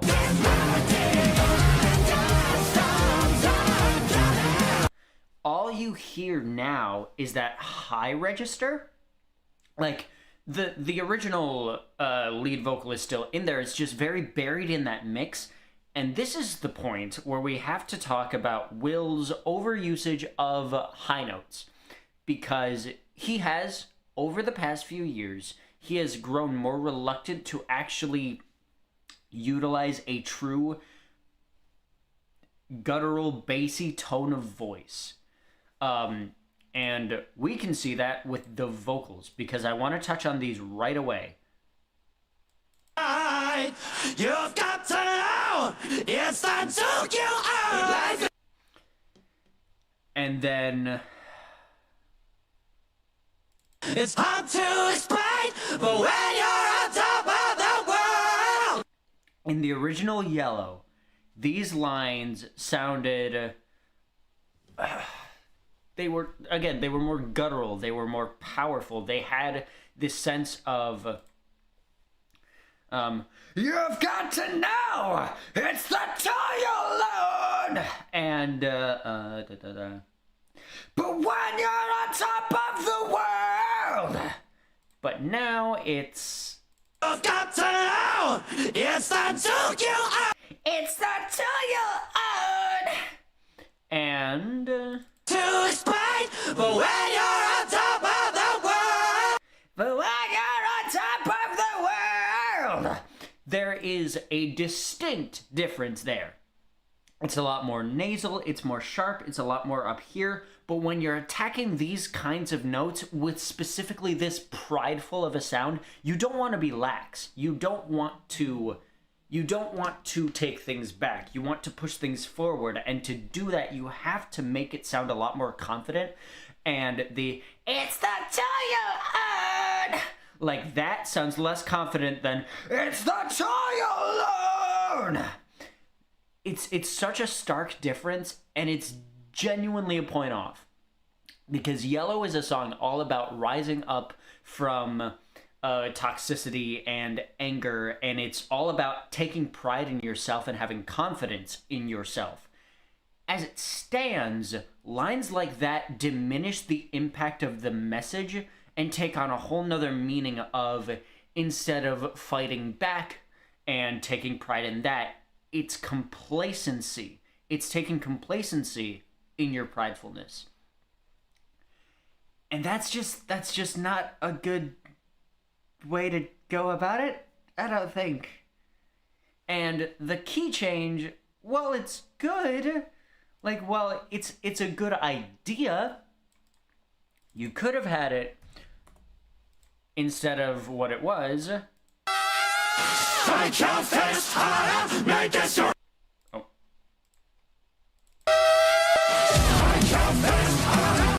That sounds more confident. Strike your fist harder! Or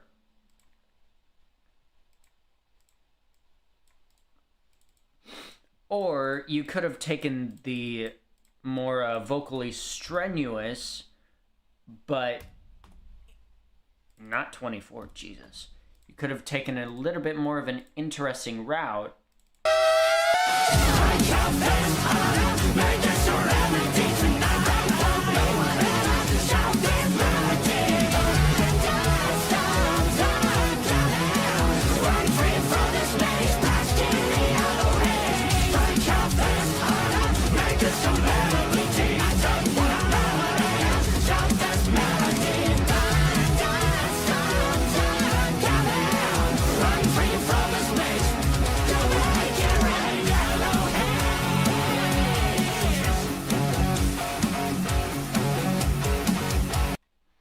I think that the song is better with a key change, but it is not better with that key change. I think that just the modulation on it is very dodgy. It just feels like a weird key change. I don't know what it is. I don't know what it is to me that it makes it feel so weird, but it is. I just don't think it belongs on that key. I think it could have gone -1 to what it is, so +1 to the original key, or +3 to the original key, which it would have been more strenuous, but it creates this. Strike your fist harder, make it so This just sounds a whole lot more triumphant and prideful as we were talking about. This sounds so much better, actually. This actually sounds better than the one that I originally did. This is better than the one that I had in my cover. I think this is actually like the perfect key change to have. I just think it's so much better. Oh man. Okay.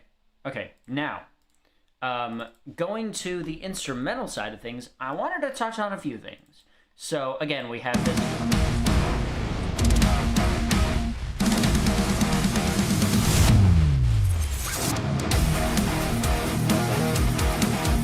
I really like that like glass sound effect that's there.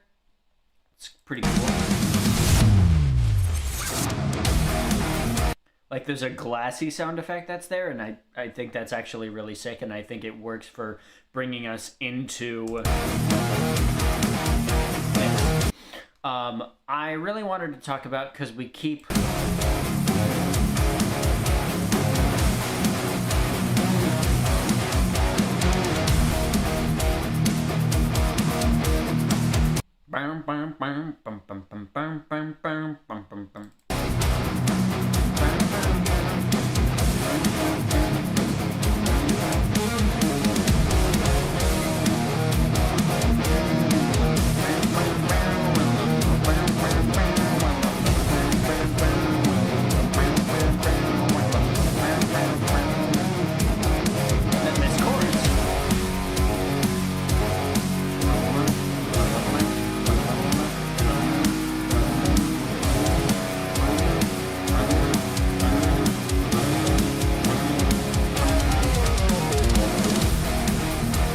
actually really like the guitar in this track more than most, because it is a primary element specifically because of the guitar solo. But the guitar in this track feels so much more alive than the others, I think.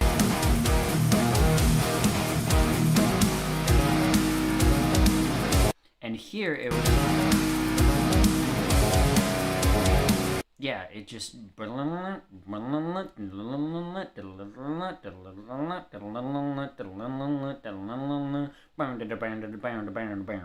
I really like just the way that the guitar flows, and especially in the second part of the chorus.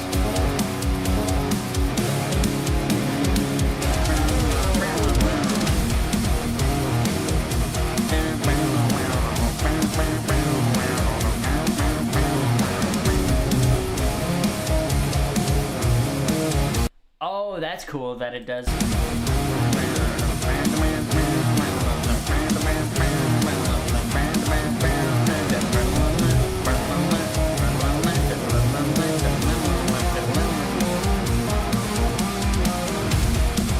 And then it adds another layer of leads on top of that.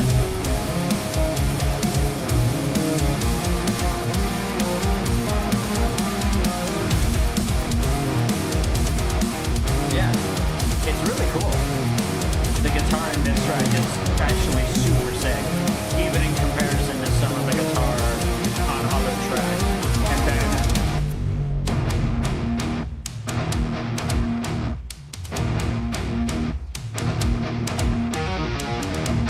that little lead tick there.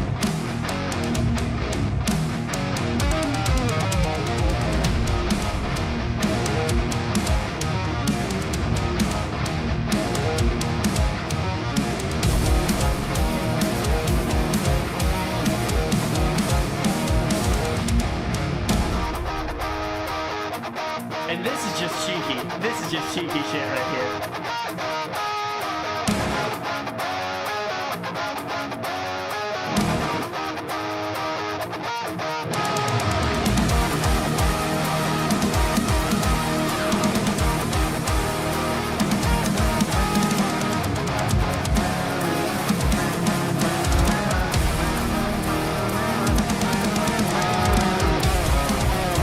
And this guitar solo, y'all know what I mean? It's a super sick guitar solo.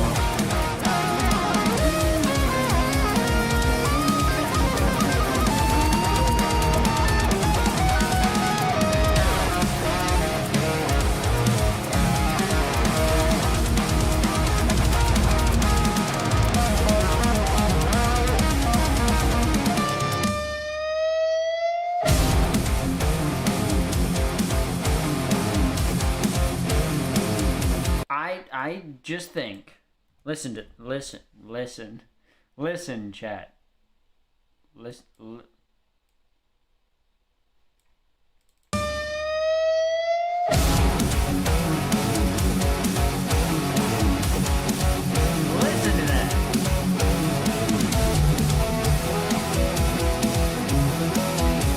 It really fits with the like 80s, 90s vibe that Will was going for here.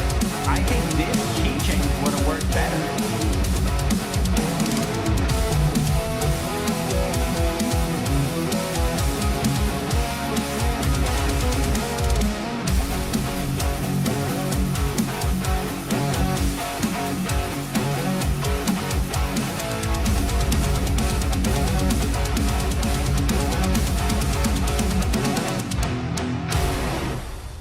Yeah. It's not to say it's not a good song, because overall it's a decent enough track. It fulfills its job at delivering what it was meant to deliver, and the guitar solo makes it go just a little bit more than it is required to. So I think, again, it's a decent enough song, but I think it just could have been better in quite a few areas. I think there is more potential to make it more beefy, to make it have more impact. And again, that's not to say anything about the flatter, more transient drums or the bass being non-existent. Yeah, I think that this track has its flaws, but it does what it needs to do. It's a standard track as it stands right now. I think this is literally just a middle of the road, kind of like 6.5 out of 10 song. It has groove, it has the solo, but it's just not enough to make me praise it more than necessary. So I don't know. I really don't know how I feel about this track overall. Okay. All right. Yeah, that's that one. So let's move on to Green.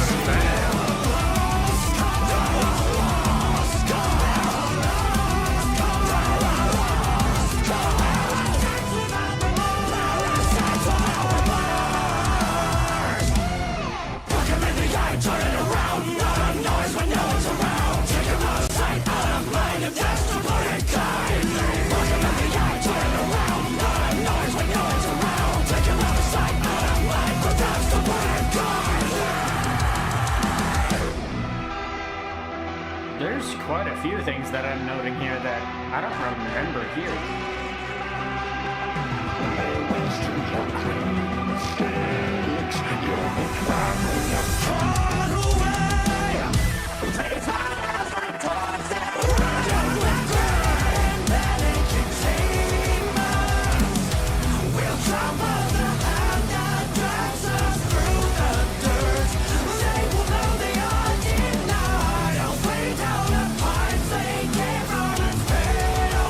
Like a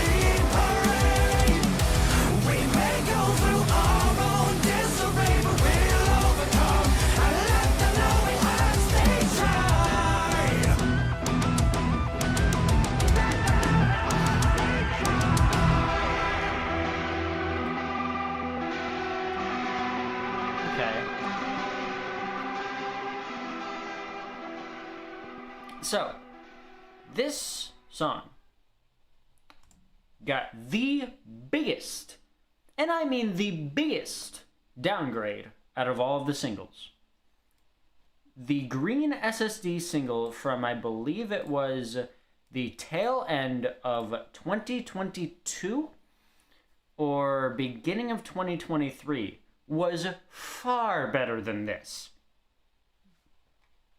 Let's go through the instrumental. It honestly doesn't have that much of a change besides the bass and the transient drums, because I think this track does a decent job of sticking to what it was in the original single while keeping with the more modern mix. I really do like these synths. This synth pattern is really spacey and it's cool.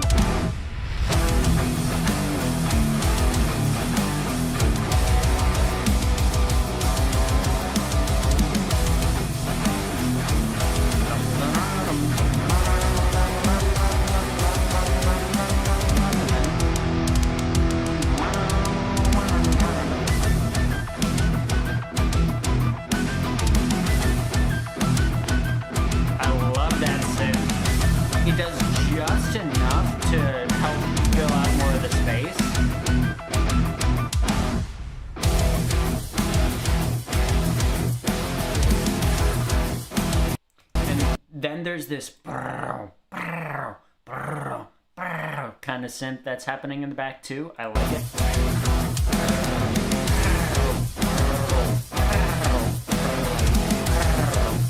And then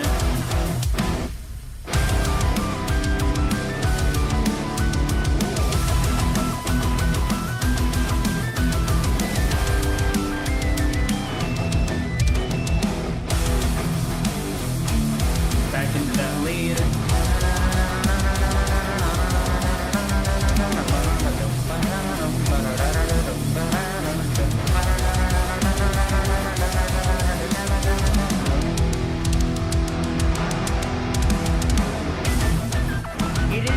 It is a fairly unremarkable instrumental until the bridge, because this bridge instrumental actually slaps. Listen to how hard this goes. Specifically, again, transients, but the drums.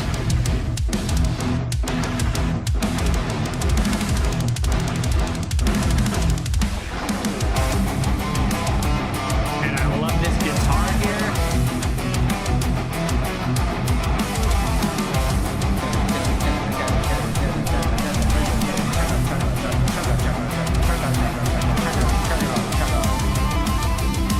The guitar here.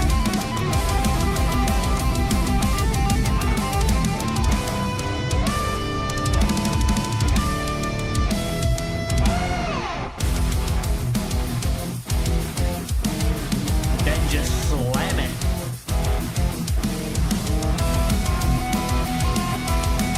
These like panic chords or panic pitches.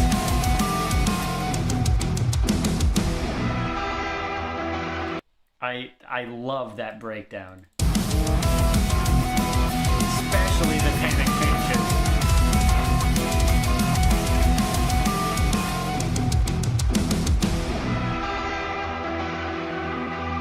And then we have this very reverby, clean guitar space. And then these like EDM drums.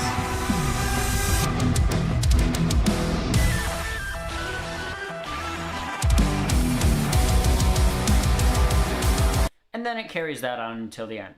I really like how this track is very, very basic and very, very formulaic for DA until that bridge. Because that bridge hits, it's one of the best sections of the album. I think that this track does a great job of luring you into a false sense of security and then springing that trap of that bridge on you. I really think it's good. But then we get into the vocals. The vocals are the worst part about this song by a landslide. The outside will find us, learn us. They'll counter our judgment, flush it all away. Embedded with blindness, they define us for their unholy gain.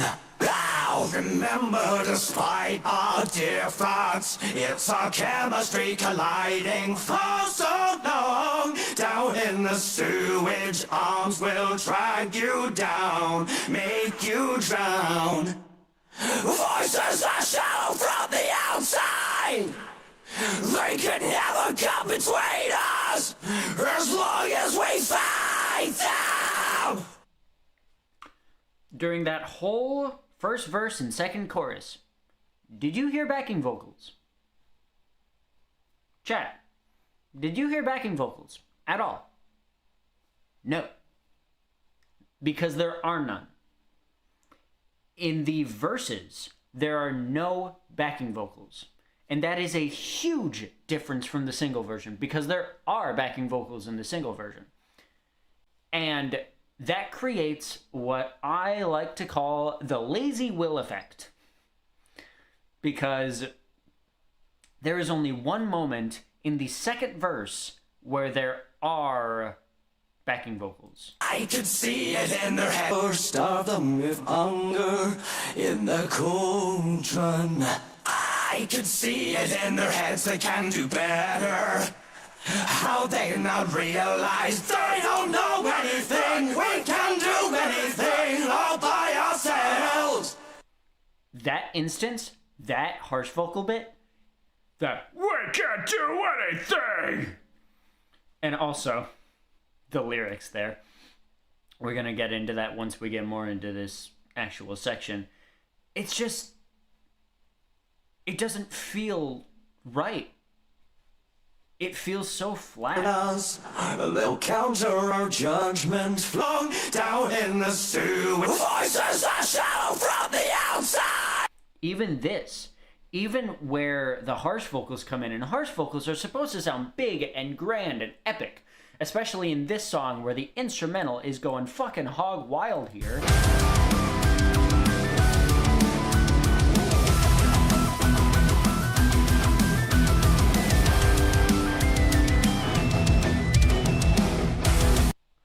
You'd expect there to be more, but it's... Voices are shallow from the outside. They can never come between us as long as we fight them. It's one layer. Just one. Just one. That's it. And then the chorus comes in. This is the biggest blunder of the album, probably. Besides Purple.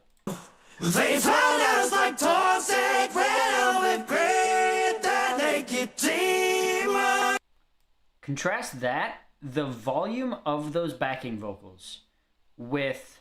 Won't no one ever shout this melody. Thunderstorms are calling. Run free from this maze, bask in the yellow haze. Strike your fist harder, make this a remedy tonight. They won't no one ever shout this melody. Thunderstorms are calling. Again, compare and contrast.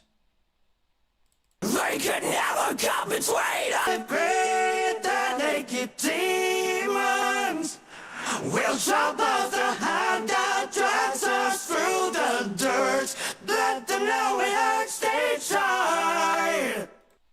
The difference in the volume of the backing vocals creates such a void when you put it all together. You can barely hear those things in the back.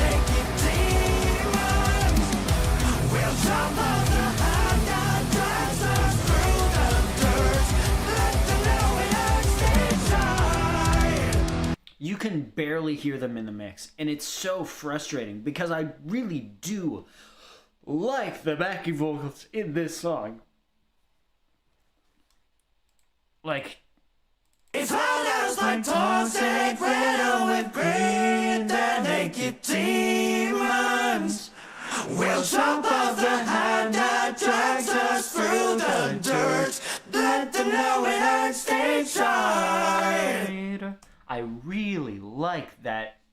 that harmony choice, but you can't fucking hear them.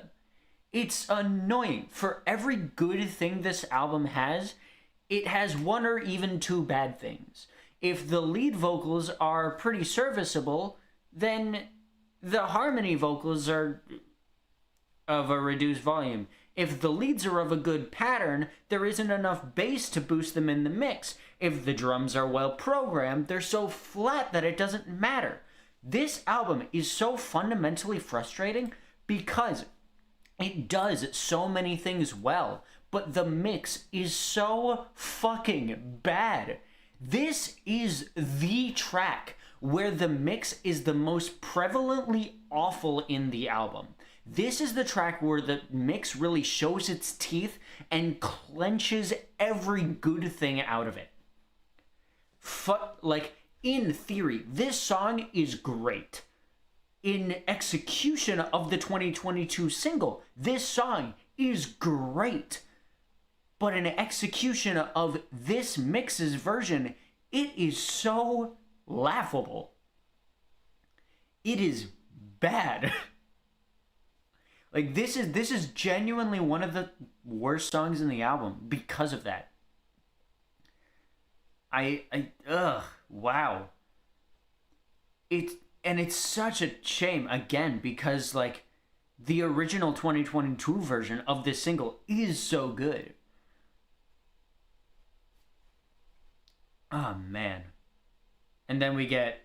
In their heads they can do better. How they not realize they don't know anything. We can do anything all by. They don't know anything. We can do anything.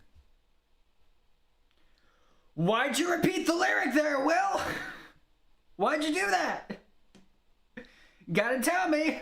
Because right now, that seems less like a conscious or like a subconscious recording or mixing error than a legitimate writing issue that you kept in because you didn't care enough. And with the amount of shit that's in this mix, I'm not surprised if that's the result. I'm not surprised if he didn't care enough to actually think about that and change it. Because I went through the effort to actually change it. It is so frustrating, man. This track, this album, for as much as it does good, it does doubly wrong. It's annoying. That's why I call this album mid. Because again, it does do some great stuff, especially later on in this track list. But, in every way that it is good, in every way that it is a success, it is also a mix, if not doubly, or a miss, if not doubly so. I'm sorry. I just... The bridge and the breakdown, it's alright, but... There's no looking from the other side here, for there's no one other side but them to see. The side between the seas and caught right between the eyes. They're an enemy to self-depletion, though as tough as it may seem. I did not notice the robotic vocals here. Eyes, they're an enemy to self-depletion, though as tough as it may seem. I actually really like that. I didn't notice that before. Gotta give the track props because that was unnoticeable when not looking at it, but it does provide such a decent sense of texture. Now, the other failing. As tough as it may seem. They're a lost cause. They're a lost cause. They're a lost cause. They're a lost cause. I talked in the last one about needing a balance between how panned the vocals are and how centered they are.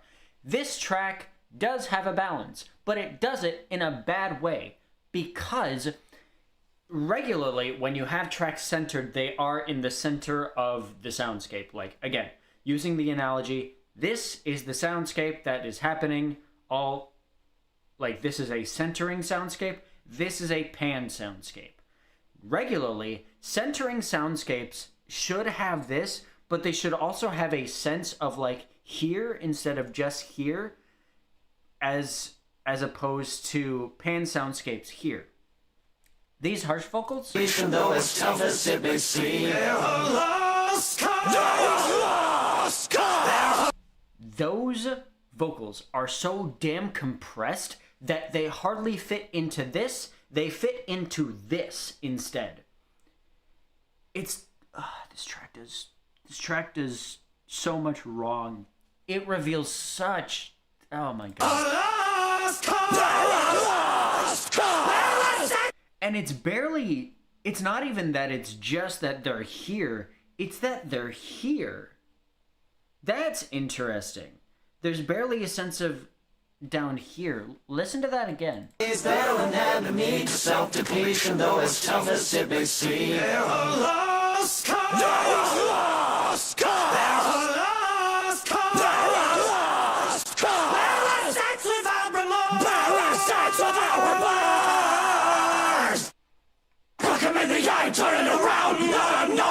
And this is the only area where the harsh vocals get to be in the panscape. Ugh. This is another one of those tracks that really annoys me. Sorry. Jesus. Yeah, this is another one of those that really annoys me because it's just... The 2022 version is so good. But this is just not...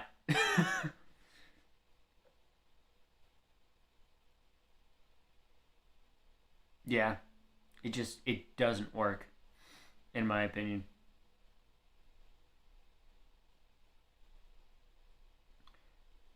Wow. It's frustrating, this one. It's frustrating. All right. Now, on to a somewhat better track that has its own fair share of issues. Blue.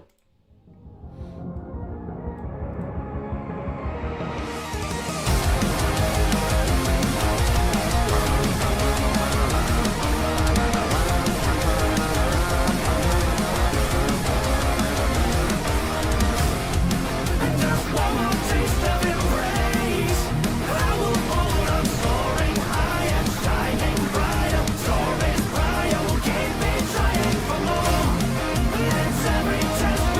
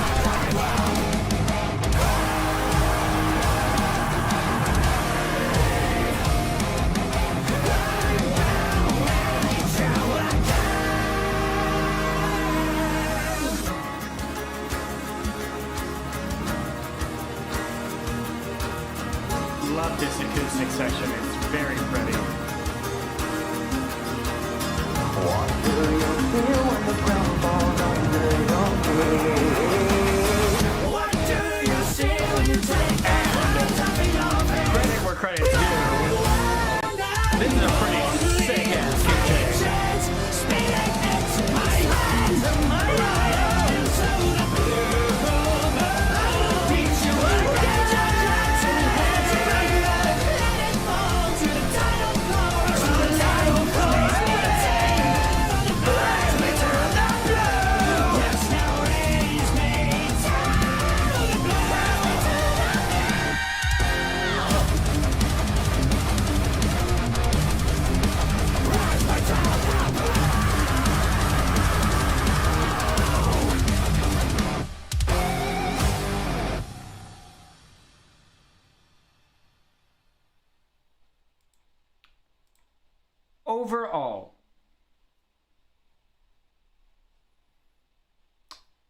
Overall, I think this is the most objectively fine song in the album.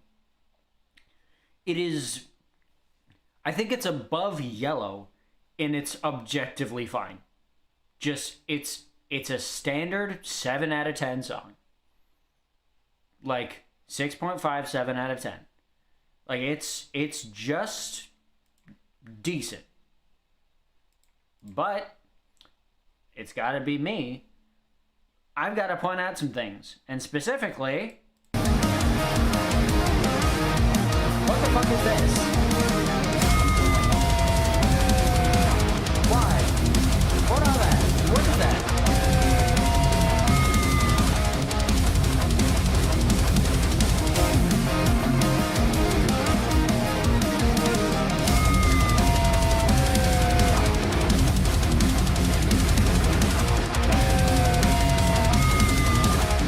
Why? Why do that? What the what? What even is that? I know that they're guitar pinches, but there's like 3 of them happening at the same time. And it's so dumb. It sounds so stupid. What is it? What is that?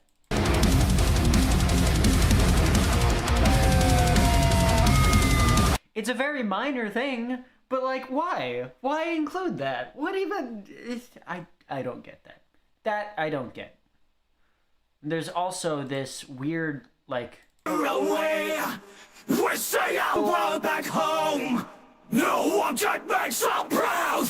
It's the land that makes There's us now. My pride and joy awaits.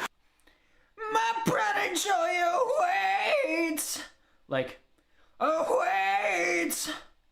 I don't get why Will did that. My pride and joy awaits. Wait! Like it's an artistic choice, that one. The weird pinches are not. Because that's just annoying. Yeah, this track is literally just fine. It's just objectively okay. And I love this acoustic section here. This is nice. I do like to acknowledge.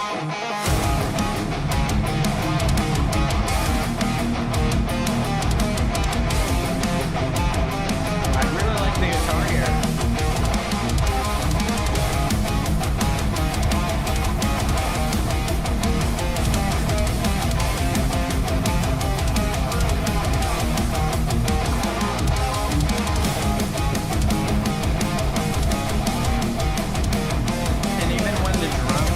Getting ridiculous here.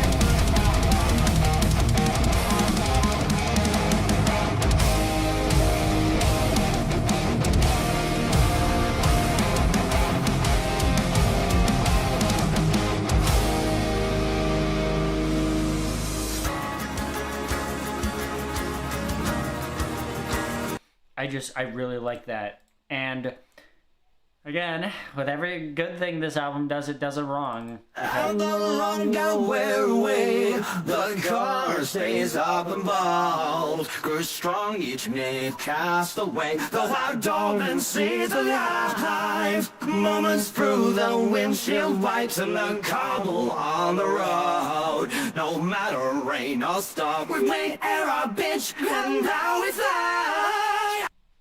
Why do we need harmonies there? Just out of curiosity, Do we need harmony sections there?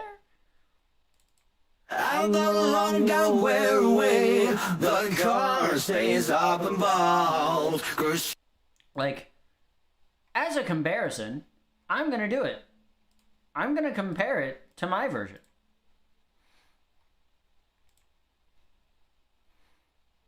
How far is it into the song?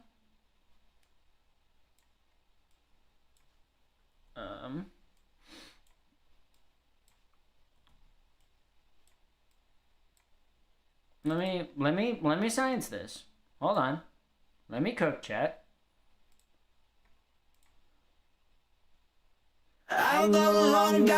About 2 minutes 45 into the song.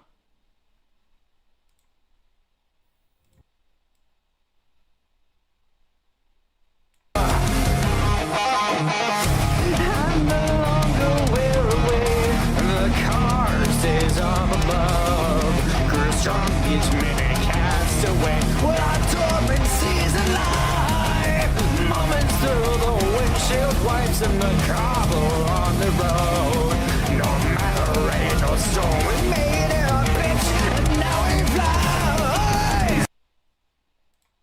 That's just fine. But, so why then? I'll no longer wear away. The car stays up above. That's not necessary, I don't think. And then, final up for the song, not only the key change. Do you see when you take the hands off of your face? My one and only fighting chance. Speed it, my hands, so the blue. Need to arrange our cloud towards a rainbow. Let it fall to the tidal floor.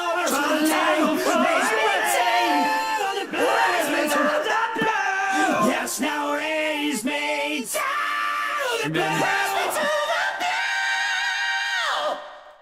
It's that's a good ending. I think that, again, this track is just fine. It's alright.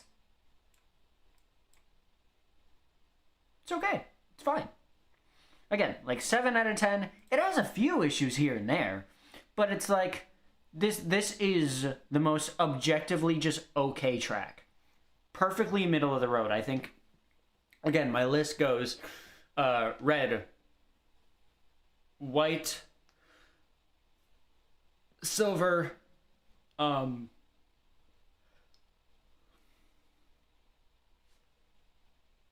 black, blue, yellow, green, red.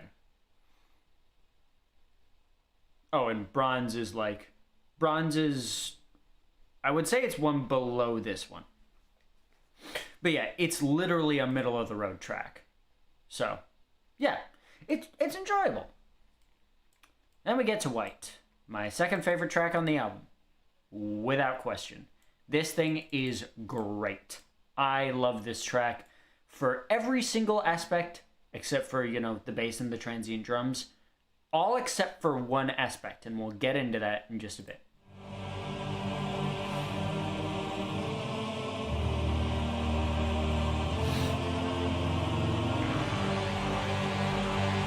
I'm just gonna listen to it. Complete, ultimate rainbow, finish the end point. The signs are pointing upward towards the galaxy. It paints a portrait. Now tell me, what do you find? It's a love that's one of a kind. We're a freckle on the Milky Way, but we're bright. The rainbow has filtered from black all the way through to white.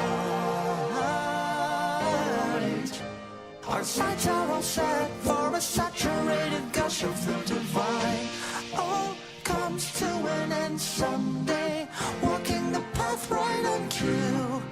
In the end, we'll ascend in the glacier of open wide. That still gives me chills every time highlight here is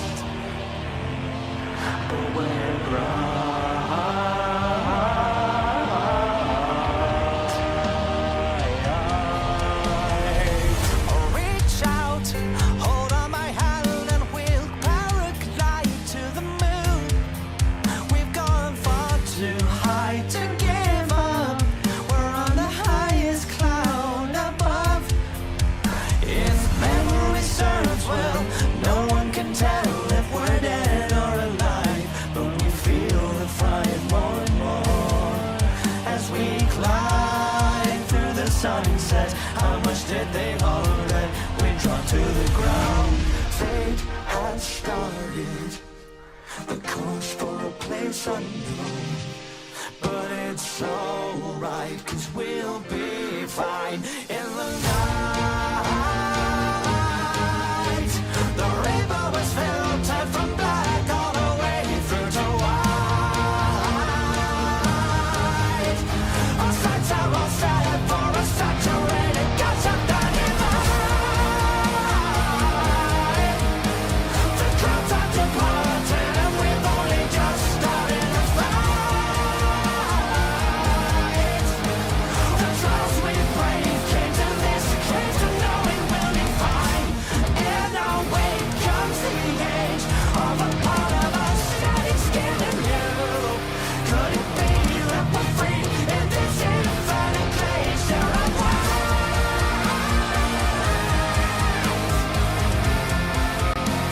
the cycle ending here, our heaven is nearly here. In the face of devotion, we turn to the demon waiting by. Take off to the black, through the purple, red, yellow, green, and blue. We believe we're complete through the infinite glacier of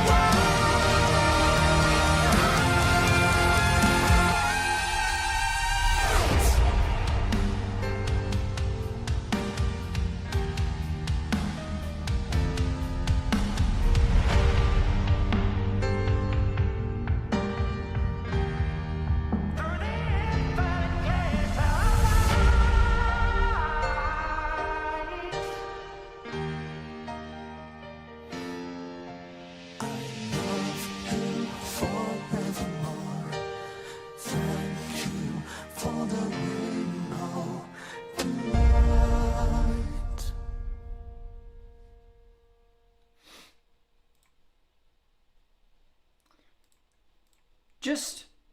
I really think Take off to the black, through the purple, red, yellow, green, and blue. We believe we're complete through the infinite glacier of worlds.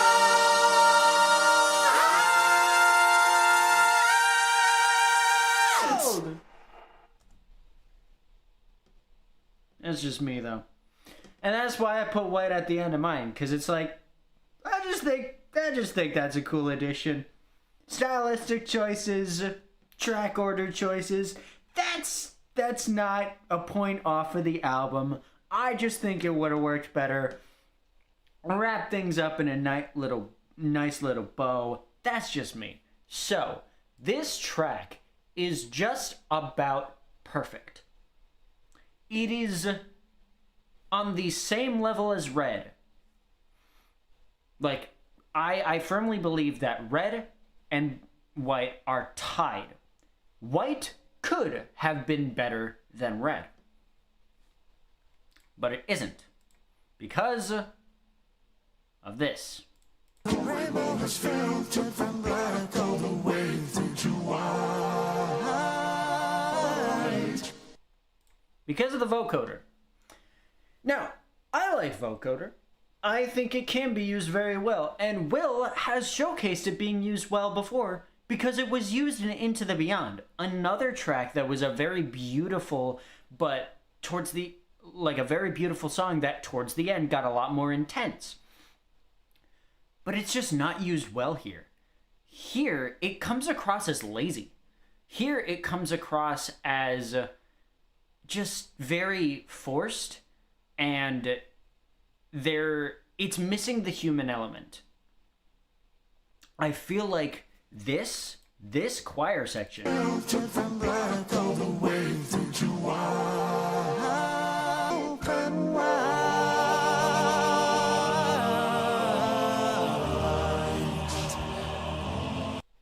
Like he even has like the choir VST at the bottom of that. I think it could have just been the choir VST and just multiple harmony layers stacked on top of each other. But that would be too much work. That wouldn't be fast enough for the album to get done on time, you know? And I don't particularly like that decision. It comes across as forced, it comes across as lazy, but everything else in this track makes up for it in spades. I love everything about this track otherwise. It's just so damn good. Like,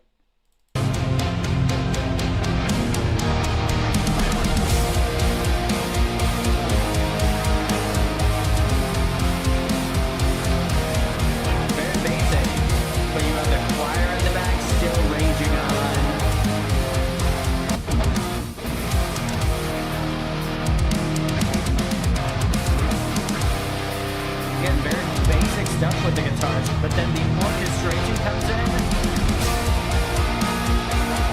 then these leads.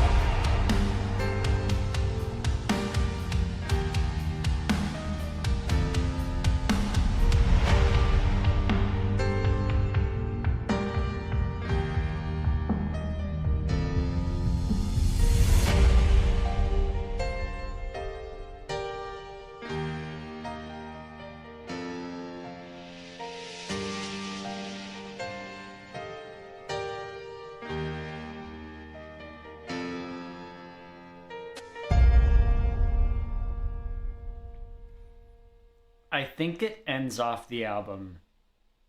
Like, I firmly believe that white is the best way to end off the album because it does just wrap things all together. Yeah, I really, really just love this track. I think it does its job so damn well. It's just about as perfect as this album gets next to Red. Yeah, I really like White as a track. So, analyzing FlashDrive Part 3. This is going to be looking at tracks Bronze, Silver, and Gold. Bronze is easily the song that I have the most conflicted feelings about because it's the one that I can't really say is phenomenal, but it's not one that I can say is necessarily bad either. It's like, it's just good. it's good. It's like a 7.5 out of 10 track. And we're gonna go through why here. Let's go.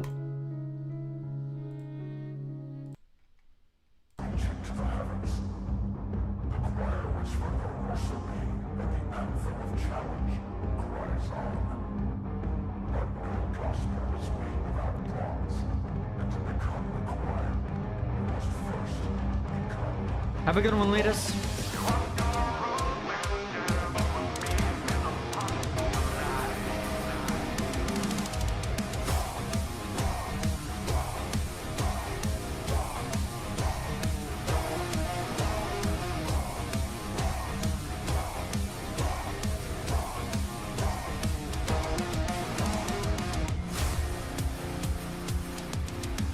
So, already some huge to talk about. This.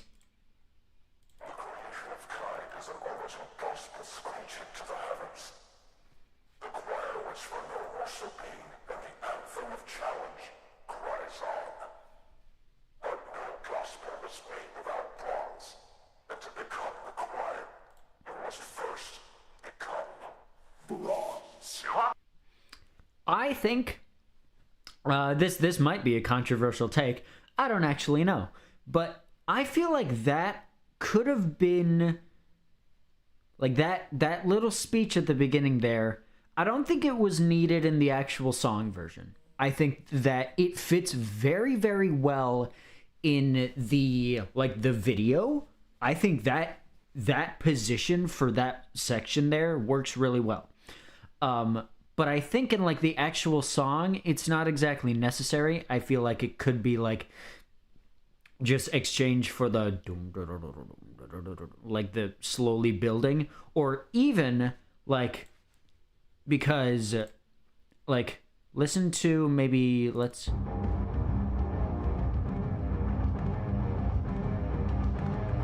slowly fading in here.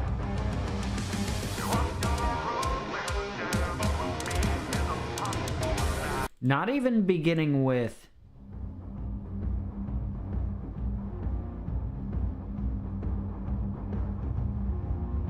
but maybe like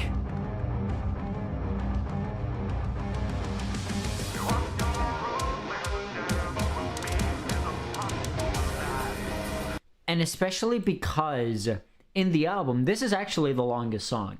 This is the closest track that we get to 5 minutes. I believe it's like actually 4:59, which is kind of it's kind of silly. Just messing. Though I will say it has heavy Coheed Cambria vibes from Unheavenly Creatures when the album starts. Don't mind it. Hell yeah.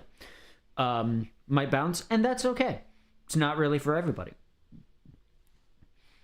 But yeah, I just feel like it could be shortened in this version. Like it could be like, because this is about right here is about 20 seconds into the song. Yeah, I feel like it could have been shortened to like 4 minutes 30 thereabout. No, you're good. But yeah, I feel like it could have been, guess it could have been done like a bit better in that sort of a sense. I don't think the narration really needs to be there if it's like on a re-listen or something like that. However, what I do really love is the chanting. Hype fucking stuff. And this like dwarf / forge metal feel is so fucking sick. And the beat itself is cool too.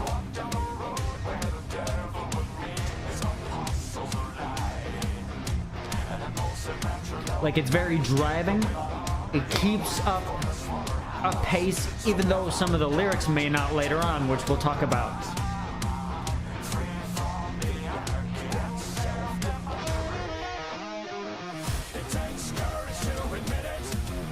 Break. This track structurally is actually really solid.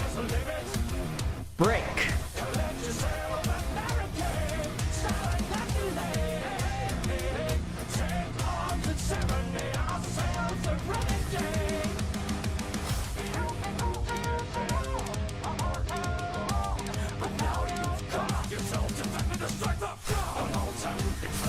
And then this chorus is actually one of the catchiest that Will has done in a long time.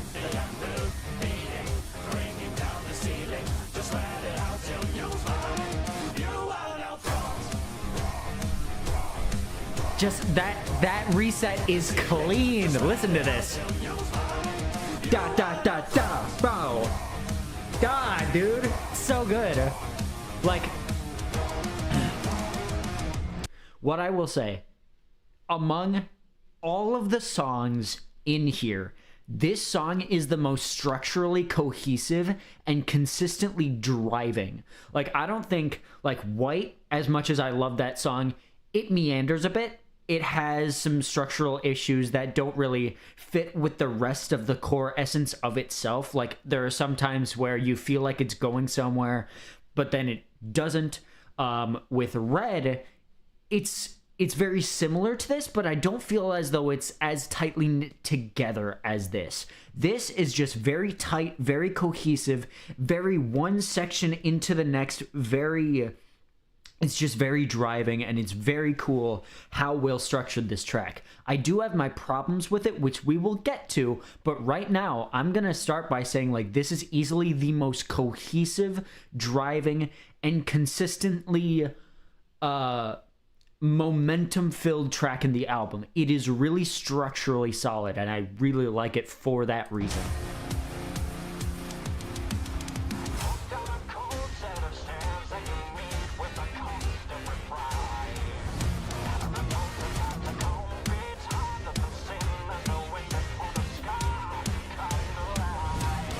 Like that bit. Break.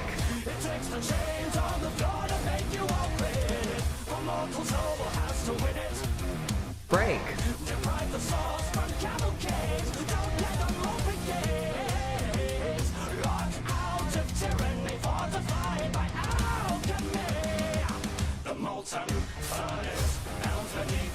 And I really like how whereas here,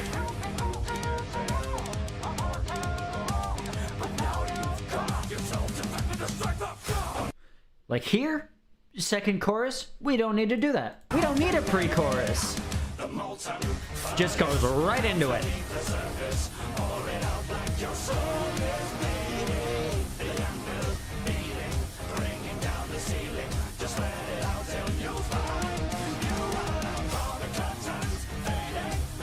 Been invaded, you've held it underneath for far too long. So push back harder, make them holy matter. It's also a really good sing-along. You are no bronze.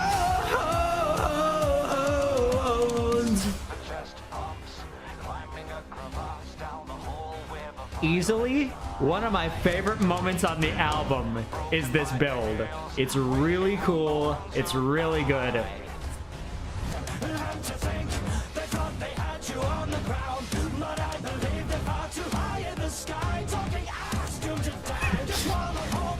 It's a Will lyric for sure, that one.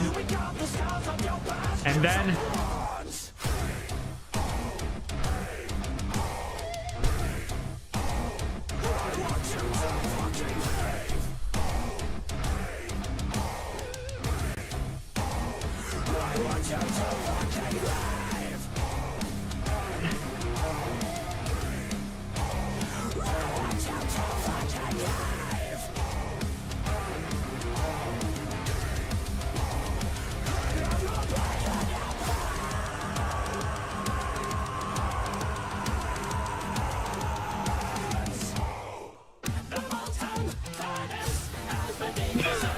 sorry. I just thought it would have been better with a key change. Both Nath and me thought that at the same time. Like, Nath and I were on, like, full fucking wavelengths with that bit, so don't fucking at me. He agrees. He agrees. Anyway.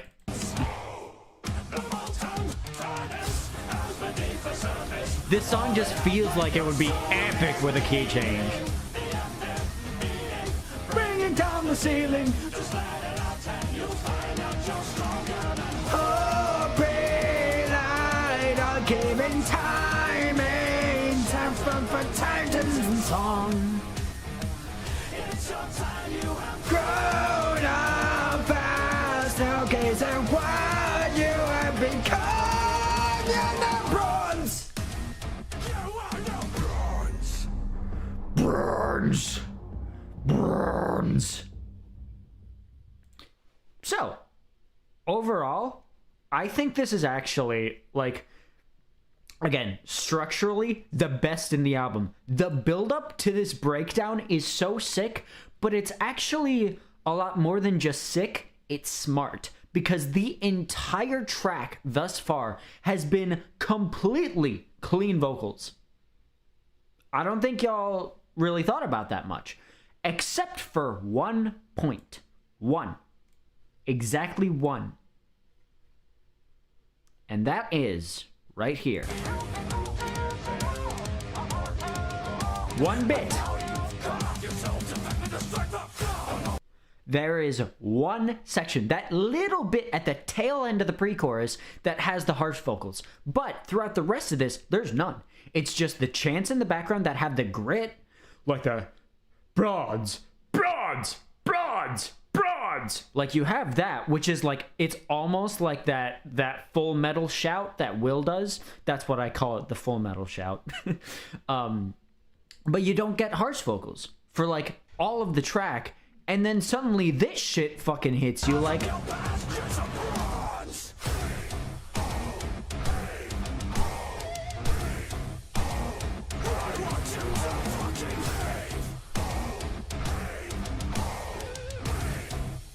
And it's so sick. It's so well done, because this section like lures you into a sense of calmness, but then the second part of the build-up is like, oh wait, we're doing something here.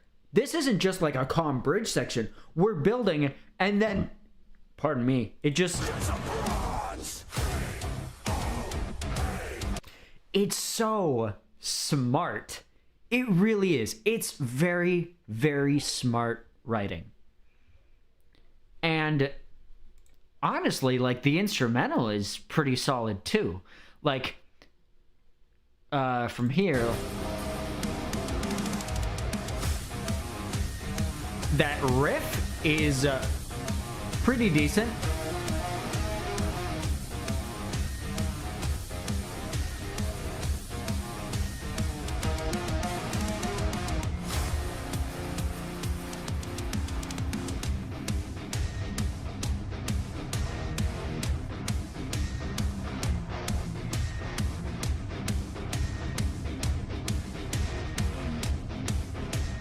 And I like that. There's like this ting sound effect that rubs off on all of the dun dun dun dun, like all of the third beats, or every 6 beats it goes dun dun dun dun dun dun dun dun dun dun dun dun dun dun dun. Like it has that. That's really cool. And I talked about this in Yellow. But the guitar leads this song. This is a very like lead guitar focused song where it builds off of itself. It knows when to subtract from itself. It's the thing that carries the structure of the song, because you don't get this transition from the verse to that without the guitar, because that's the only thing here.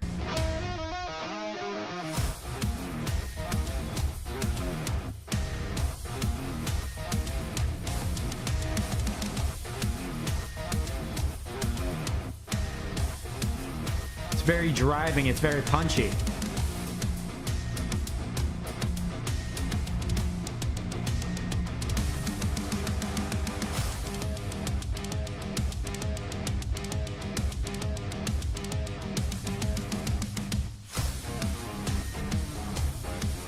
It's a very basic riff, but it fits for the kind of like the Viking metal that this song is going for.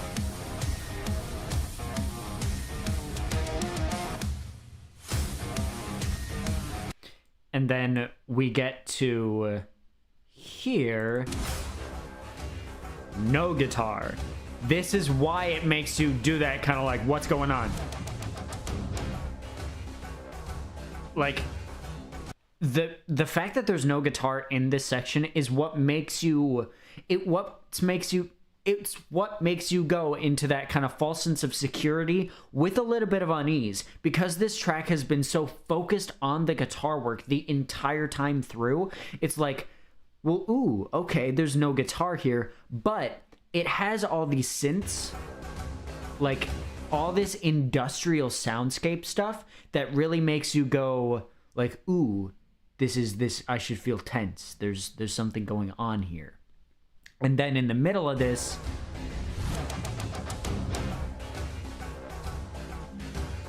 what da da da da da dum dum, what da da da da da dum dum dum dum dum dum dum dum dum dum dum, what da da da da da dum dum da dum da dum da dum dum da da da da da da dum dum da da da da da dum da dum da dum bum. And it's, the structure of this song is super, super smart. If only it had bass.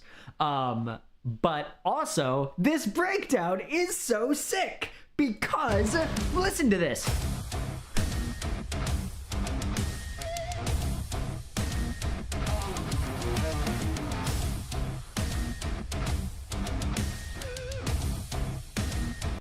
This is the complete opposite of what we dealt with in Blue, because we had those guitar squeals and the pinch harmonic squeals that were happening in that pre-chorus, the boo, bah, boo kind of thing that we had there. None of that here. It's tight, it's very small, it's boop or bop. Like it has, it's very reserved, but it fits where it needs to fit and it works where it needs to work. It's very effortless. It's very seamless in this track.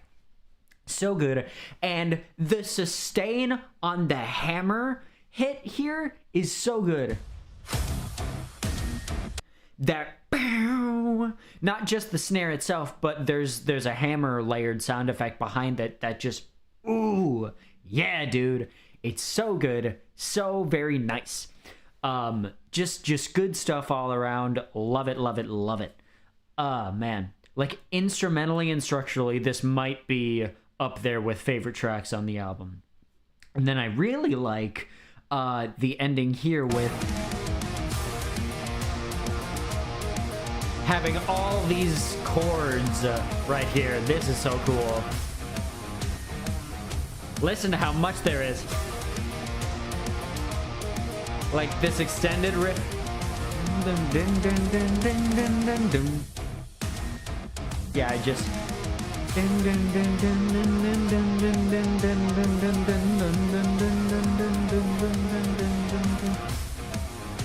It's just stellar stuff instrumentally. This might be one of the best instrumentals on the album, like bar none. It's really good. The only thing it needed is this, because this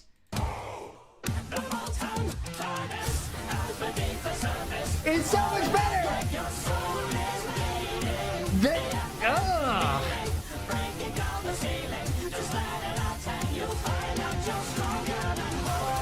Relied on given time. It's a fucking tyrant's song. Grown up fast now, gaze at what you have become. You're not bronze. You are not bronze. Like, I think that the key change ending would have just fucking worked, man. I think it just would have worked. But it wasn't meant to be. It didn't end up happening. That's not a point off for the album, as I've said with the other songs that I think could have had key changes. But this is a case where it's like, it could have been so good with one. And it would have worked. It just didn't end up happening. However, we get to my complaint with this song, and that's the vocals, because sometimes the song can be very annoying with its vocals, especially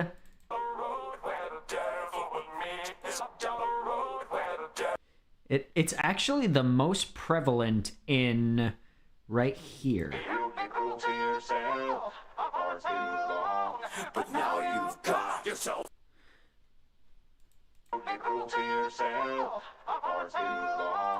That is so auto-tuned.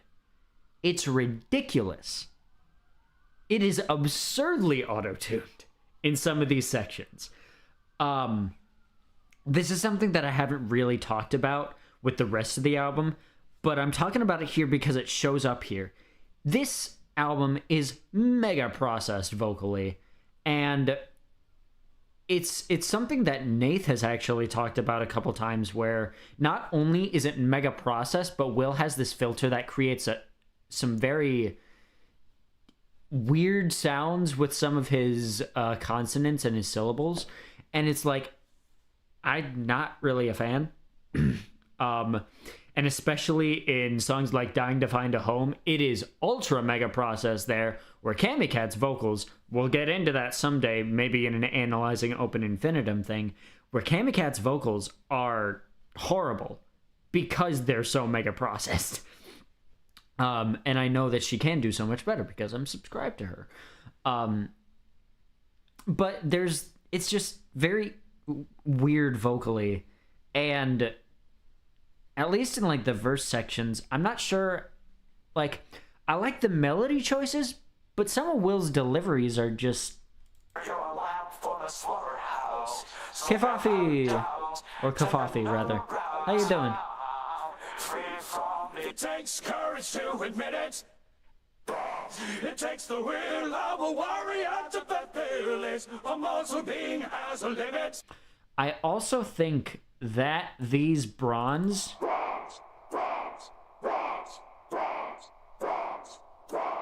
I feel like they could be upped in volume and less of a red light kind of thing. Like it have less of a filter, make them fill out the sound a lot more, not just have them be a consistent like whoop whoop whoop whoop whoop whoop. Have them instead be a whoa whoa whoa whoa, like not just whoop whoop whoop. Have them be whoa whoa whoa. Just make that a change. And then like the vocals here.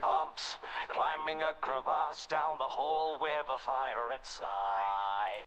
The pitch correction there is weird. It reminds me of actually old Onyx Colony stuff, specifically I want to say like side Rage, am I thinking of? Like this reminds me of Onyx Colony level pitch correction. And the last thing that Will should want is to have Onyx Colony mixing comparisons. So climbing a crevasse down the hole with a fire inside. To rebuild, broken by the hills, wailing on the ones who lied. And then And to think they thought they had you on the ground, but I believe they're far too high in the sky, talking ass doomed to die.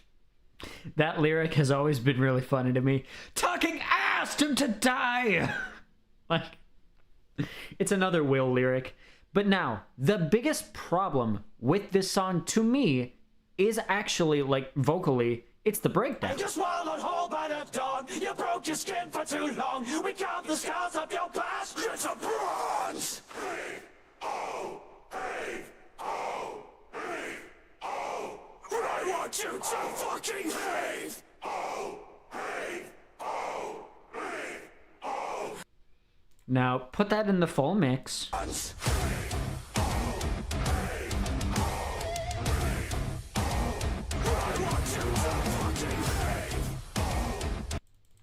Now, I'm going to do something I rarely do and compare it to my version. Because I have been told by many people that I actually did this better.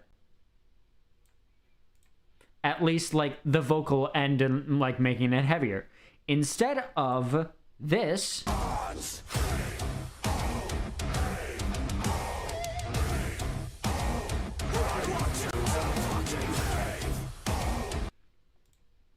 Make it.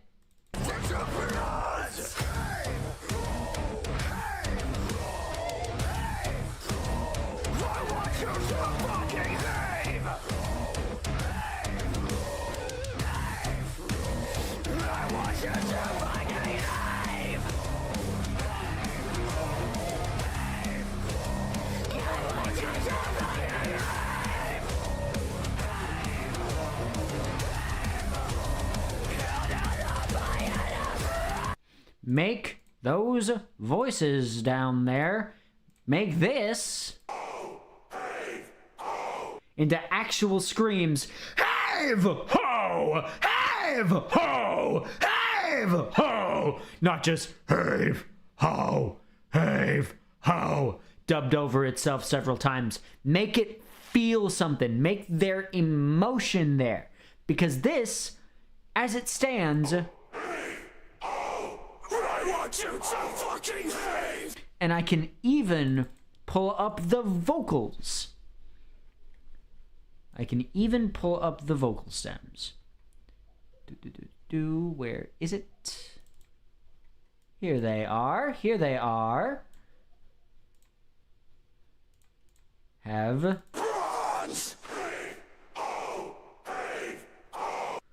as compared to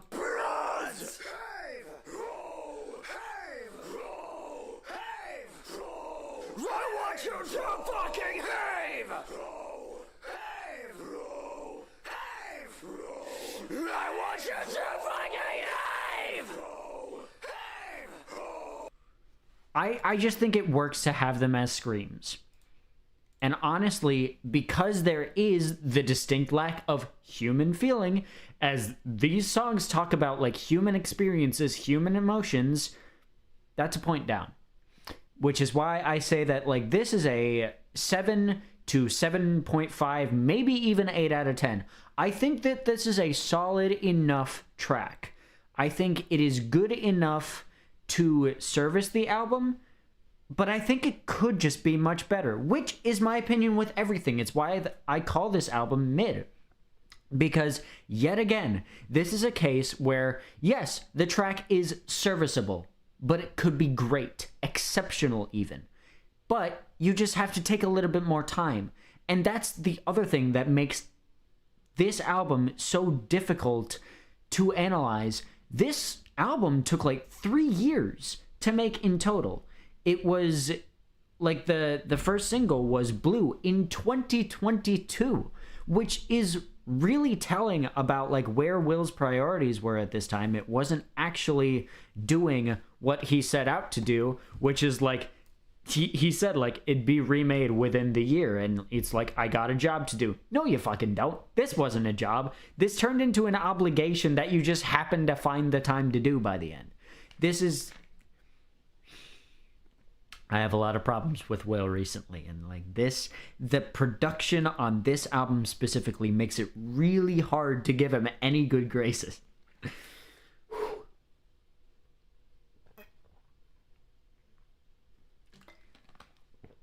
But,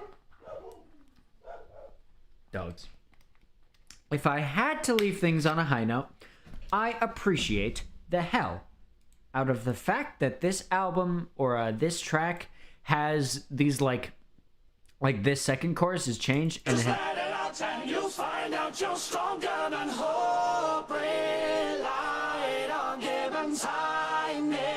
Shelter for titans in song. I really like these bits. It's your time, you have grown up fast. Now gaze at what you have become. You're not bronze. I really like the way that those are done. Like the amount of layers here is Stronger than hope. Relied on given time. like it just sounds nice in my ear holes, and really all that's what you want from a song, you know. Just something that sounds good in your ears. So that's Bronze. It's okay. It's all right. However, it's time for a super fucking slammer, because this is my third favorite track on the album, and it starts fucking ripping.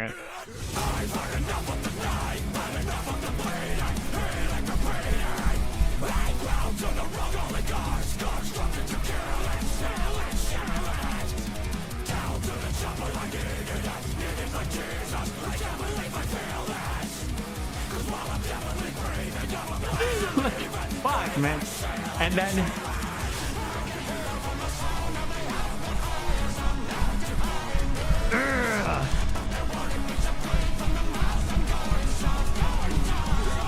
who likes anime?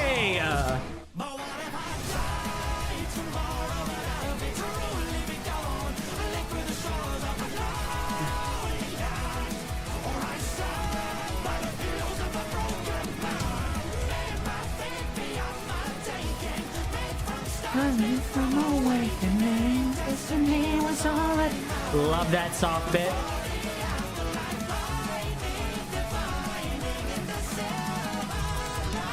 And then fucking this shit.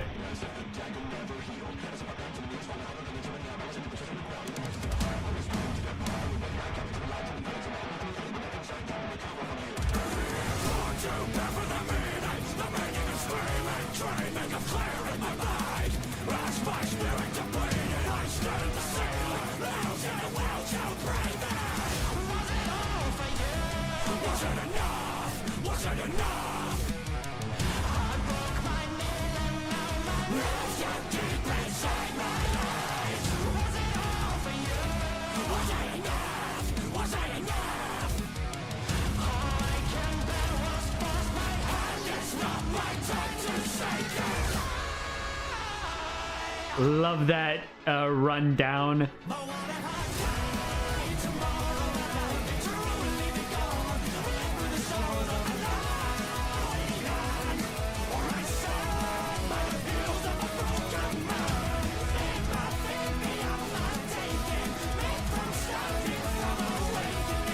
Destiny was already mine.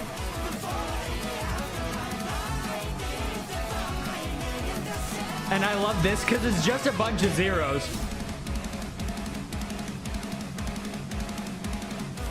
And then the riff here, but back to zeros.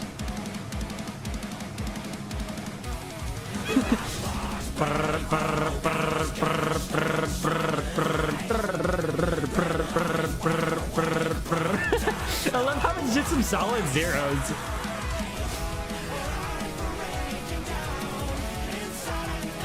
And then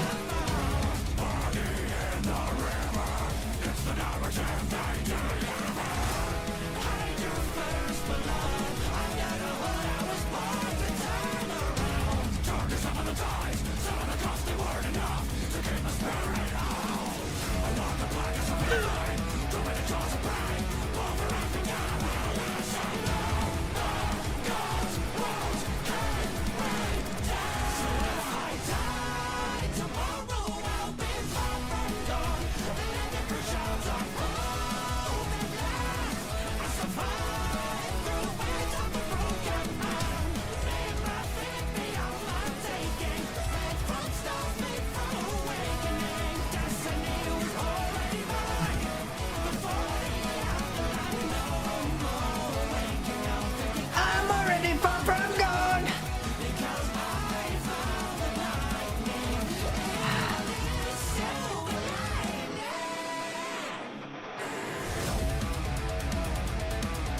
I have many issues with that.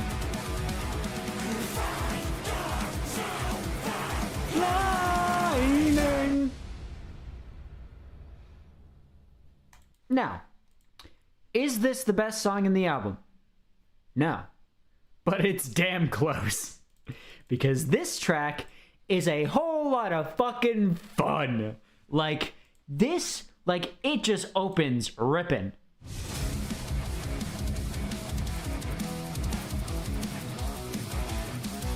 Like, the riffs here are very technical.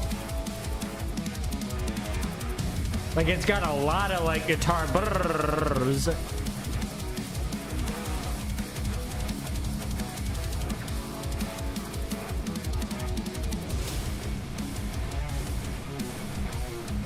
Ooh. Those very, like, those almost, like, militantly evil. I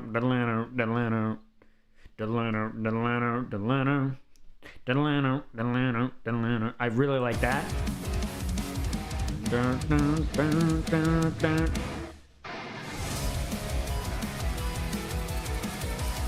And I like these synths in the back here.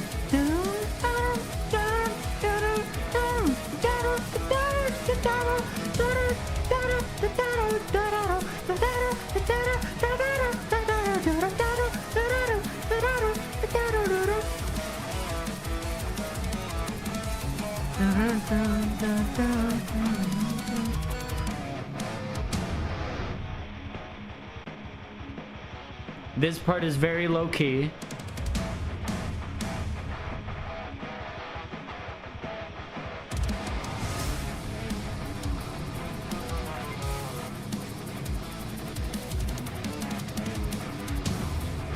It's very just skippy with the guitars, and it's really cool. And then this is just slammy. But even then, that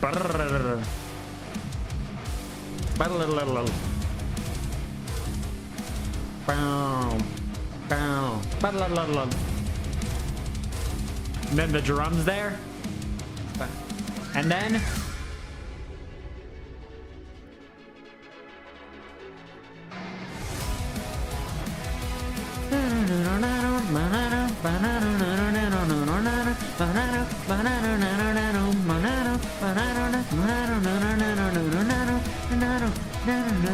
I really just like that synth in the background. That's really cool. I never noticed that before either.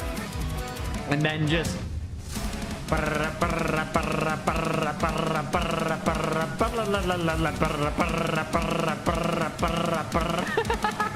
It's so stupid, but it's so much fun because it's just some solid zeros, and we need solid zeros in metal. And then the harms on here, the harms on these leads. Ah, it's so much fun. There's like a solo happening there. Listen to this.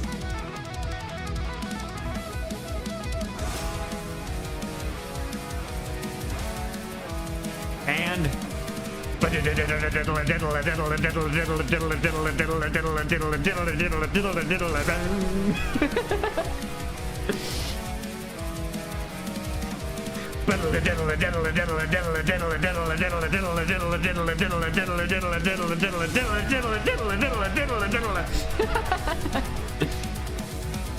and then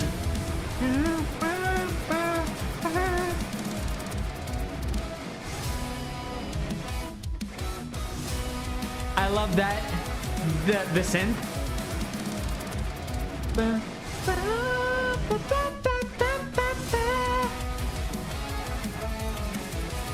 Yeah, dude.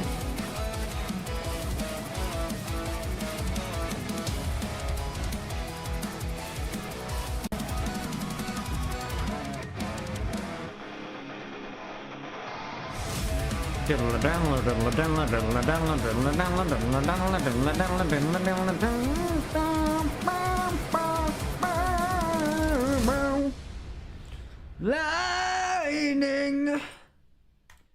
And then the vocals are actually pretty solid here. Like from the rip, we just... I've had enough of the knife, had enough of the bleeding, healing the bleeding. I bow to the wrong oligarchs. Like, I love that bit. Healing the bleeding. I bow to the wrong oligarchs, constructed to kill and steal and share it.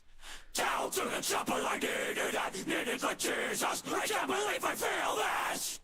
Cause while I'm definitely breathing, I'm obliged to leave and crave exhale like a And then this, the distortion and the reverb here is really cool.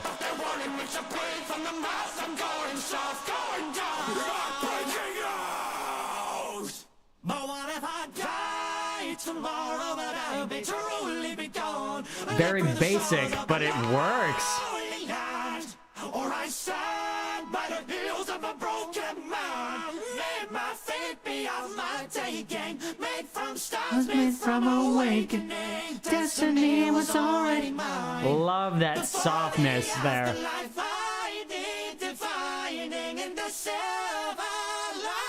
And then this is just dumb.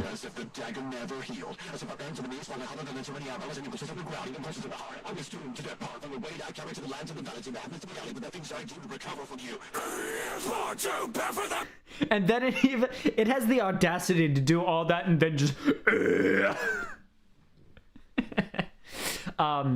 and for those of you who like say that that's automated and that he sped that up, I think that in at least the studio version it might be, but I think that's fine as long as you can perform it live. And Will has performed the song live, and he did that bit with flying colors, and I thought it was great. So it's like, I don't really mind if it's sped up in the actual, like, in the studio version, if you can do it live, and that's, I think it's perfectly fine if he does it that way. The meaning of screaming, dreaming of clearing my mind. As my spirit depleted, I stained the ceiling. Now you will to breathe in. Was it all for The reverb again. Was it enough? Was it enough? I broke my nail and now my nails are deep inside my life. Was it all for you? Was it enough? Was it enough? And I like that he goes into more of a goblin with the highs there. Was I enough? Was I enough? Like, that's cool. All I can bear was force. My hand is not my time to say goodbye. I love and how much that rings out. But what if I die tomorrow?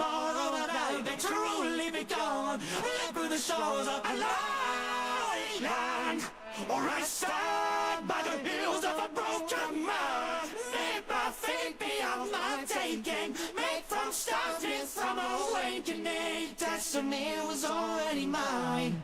Before the afterlife, I need defining in the silver lining.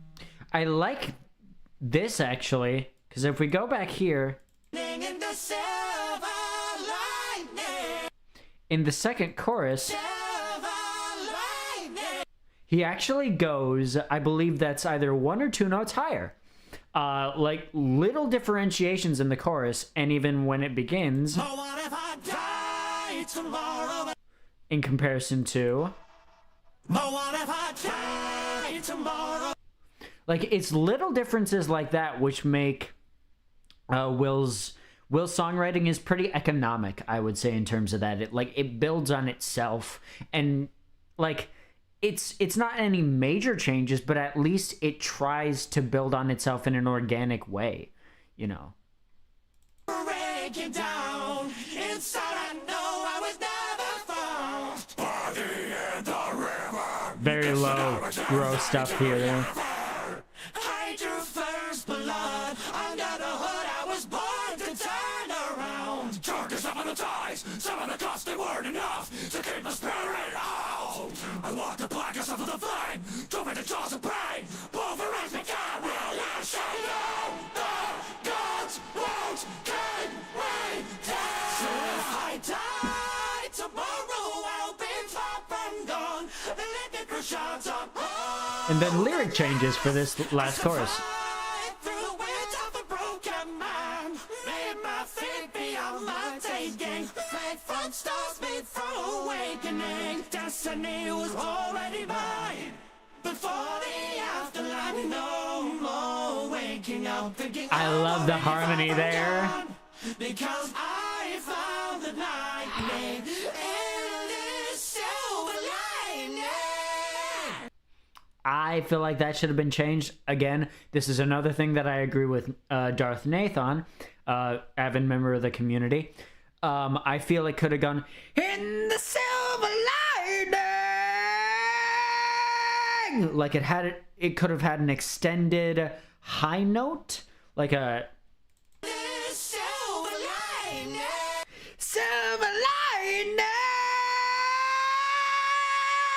lining. Like it could have had something like that, where instead of just silver lining, like that just doesn't, at least not to me, it doesn't feel like it resolves very well. And then just adding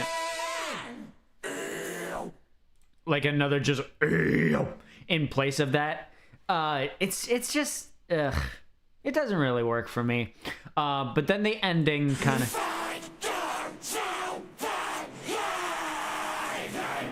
find your silver lining. Like, yeah, this is my third favorite track on the album because it's catchy, it's heavy, which I love. It feels very anthemic, and it feels like this is what a lot of FlashDrive is. Like this is a very, like, I don't think this song could have existed anywhere else in Will's discography. I think this is just a very FlashDrive centric song and encapsulates all of really what FlashDrive is about. However, it does have a few problems, but I think those problems are actually pretty easily overlooked, more than the others that I actually list as my favorites. Like that are above this one, Red and White. I think that this is easily like one, like besides Bronze, I think this song is the most structurally clean on the album. It's one of the more impressive ones in terms of what Will decides to do with it vocally. I just think that there's something about it that's not making me enjoy it as much as I probably should. In terms of like how I'm talking about it now. Like, I don't like it as much as Red or White. There's something very primal about those two, whereas this one is a lot more like high conceptual, talking about like how you, like, it's very existential, whereas the other ones are much more of like primal, universally resonant emotions. This one is more like specific towards, honestly, it's more specific towards creators, which makes it less accessible than the other ones. Now that I'm thinking about it, that might actually be why I like this one a little bit less than those two, because Red and White, as my favorites, they're much more universal tracks to enjoy from a conceptual standpoint. This one is a lot more high concept and pertains to like existentialism and life as a creator and what you want to do and how you want to leave your mark after you're gone. What kind of like that silver lining, that light that you want to leave behind. It is a very high concept track, and while I enjoy that, I myself write pretty high concept stuff in terms of my lyricism. Players and Pieces go all about that. But I don't feel it's as emotionally resonant as the others in terms of that. I feel that this song could have been much more fitting. Like, it is as fitting as a FlashDrive song as it can get, but I feel like the concept is almost too high to be anywhere else but FlashDrive, but it almost doesn't fit with FlashDrive because of how high concept it is. And if you're going to ask, Bronze, I really don't know what that song's about, to be honest. Like, maybe the craft of making the thing, but it's like, I don't know. Doesn't really come across that well. Anyway, last track. Final song. Yeah. Let's go. We have Gold. This is a pretty emotionally resonant song.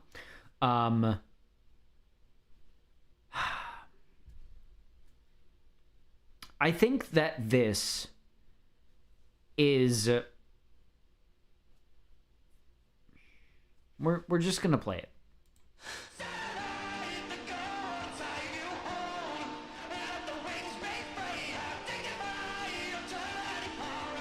No, let's not have that as a reference.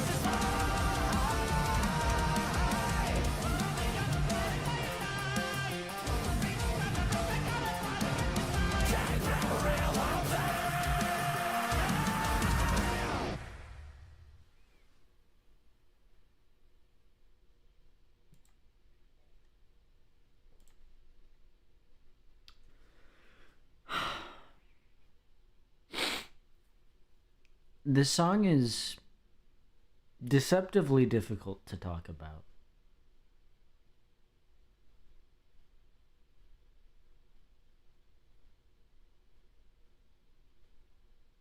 It's a song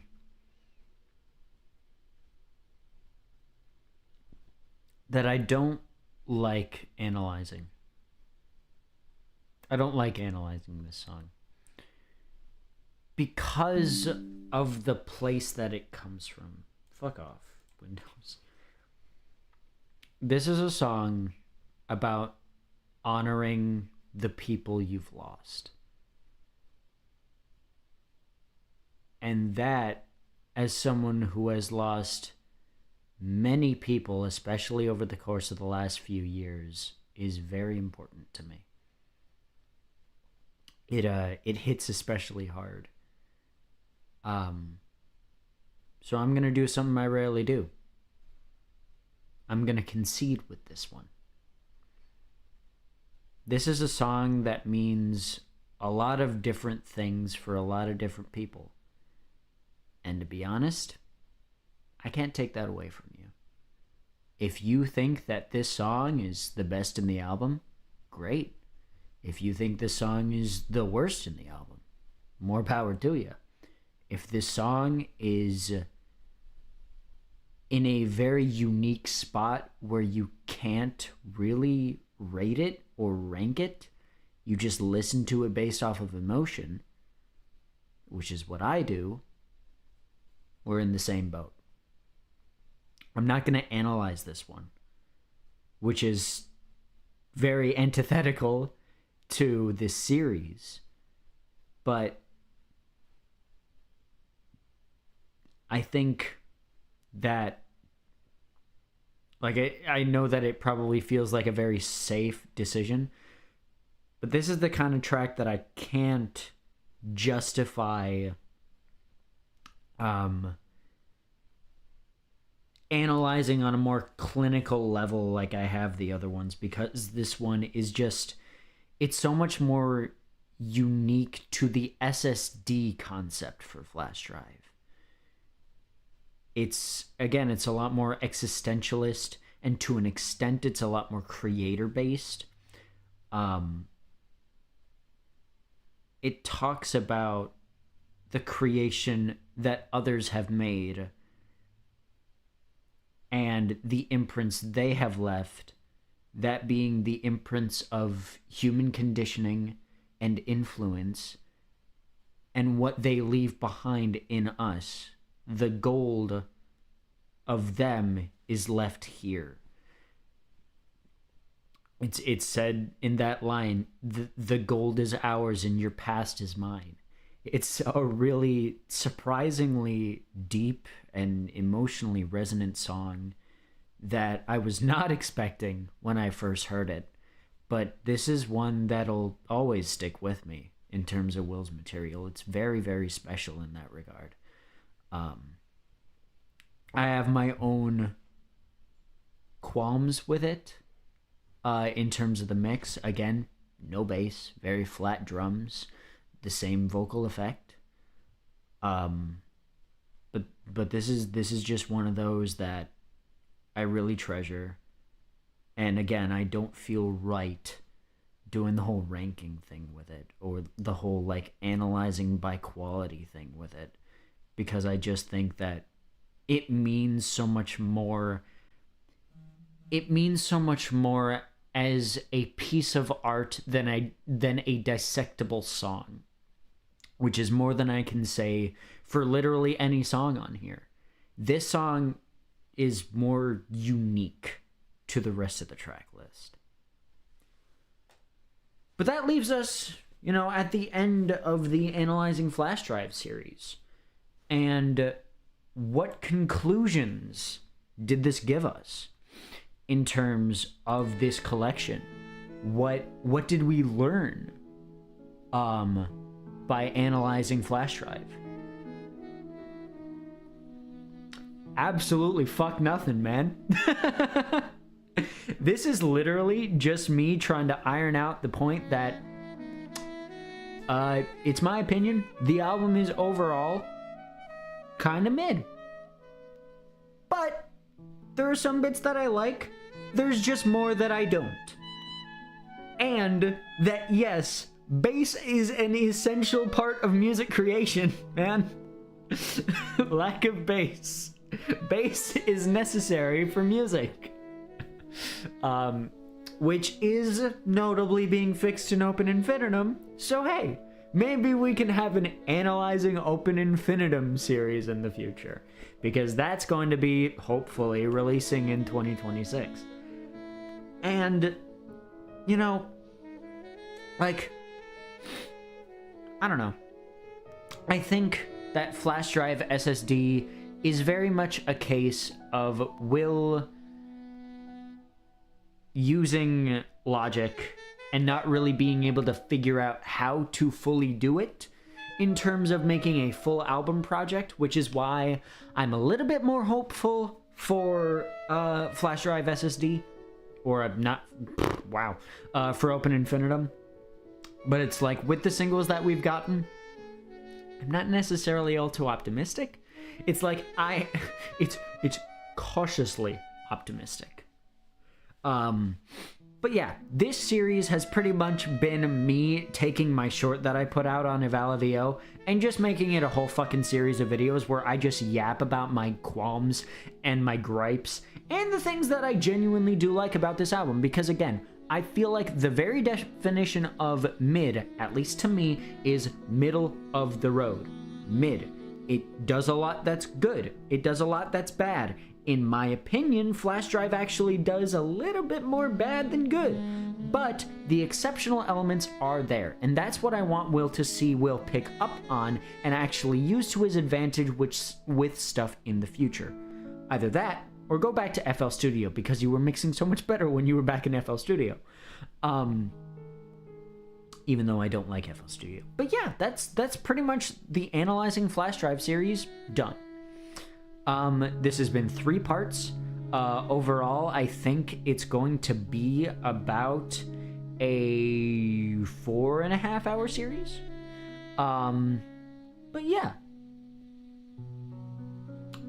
I really don't have anything else to say. This is going to be uploaded to EvalaVO, so over there, if you see this, tell me if you disagree. Tell me if you agree in the comments, because I probably will read them. I read every single comment on EvalaVO. And watch out for new stuff coming in 2026, because there's going to be a lot of wacky stuff on EvalaVO in 2026. Peace, in due time, all that happy shit. Goodbye!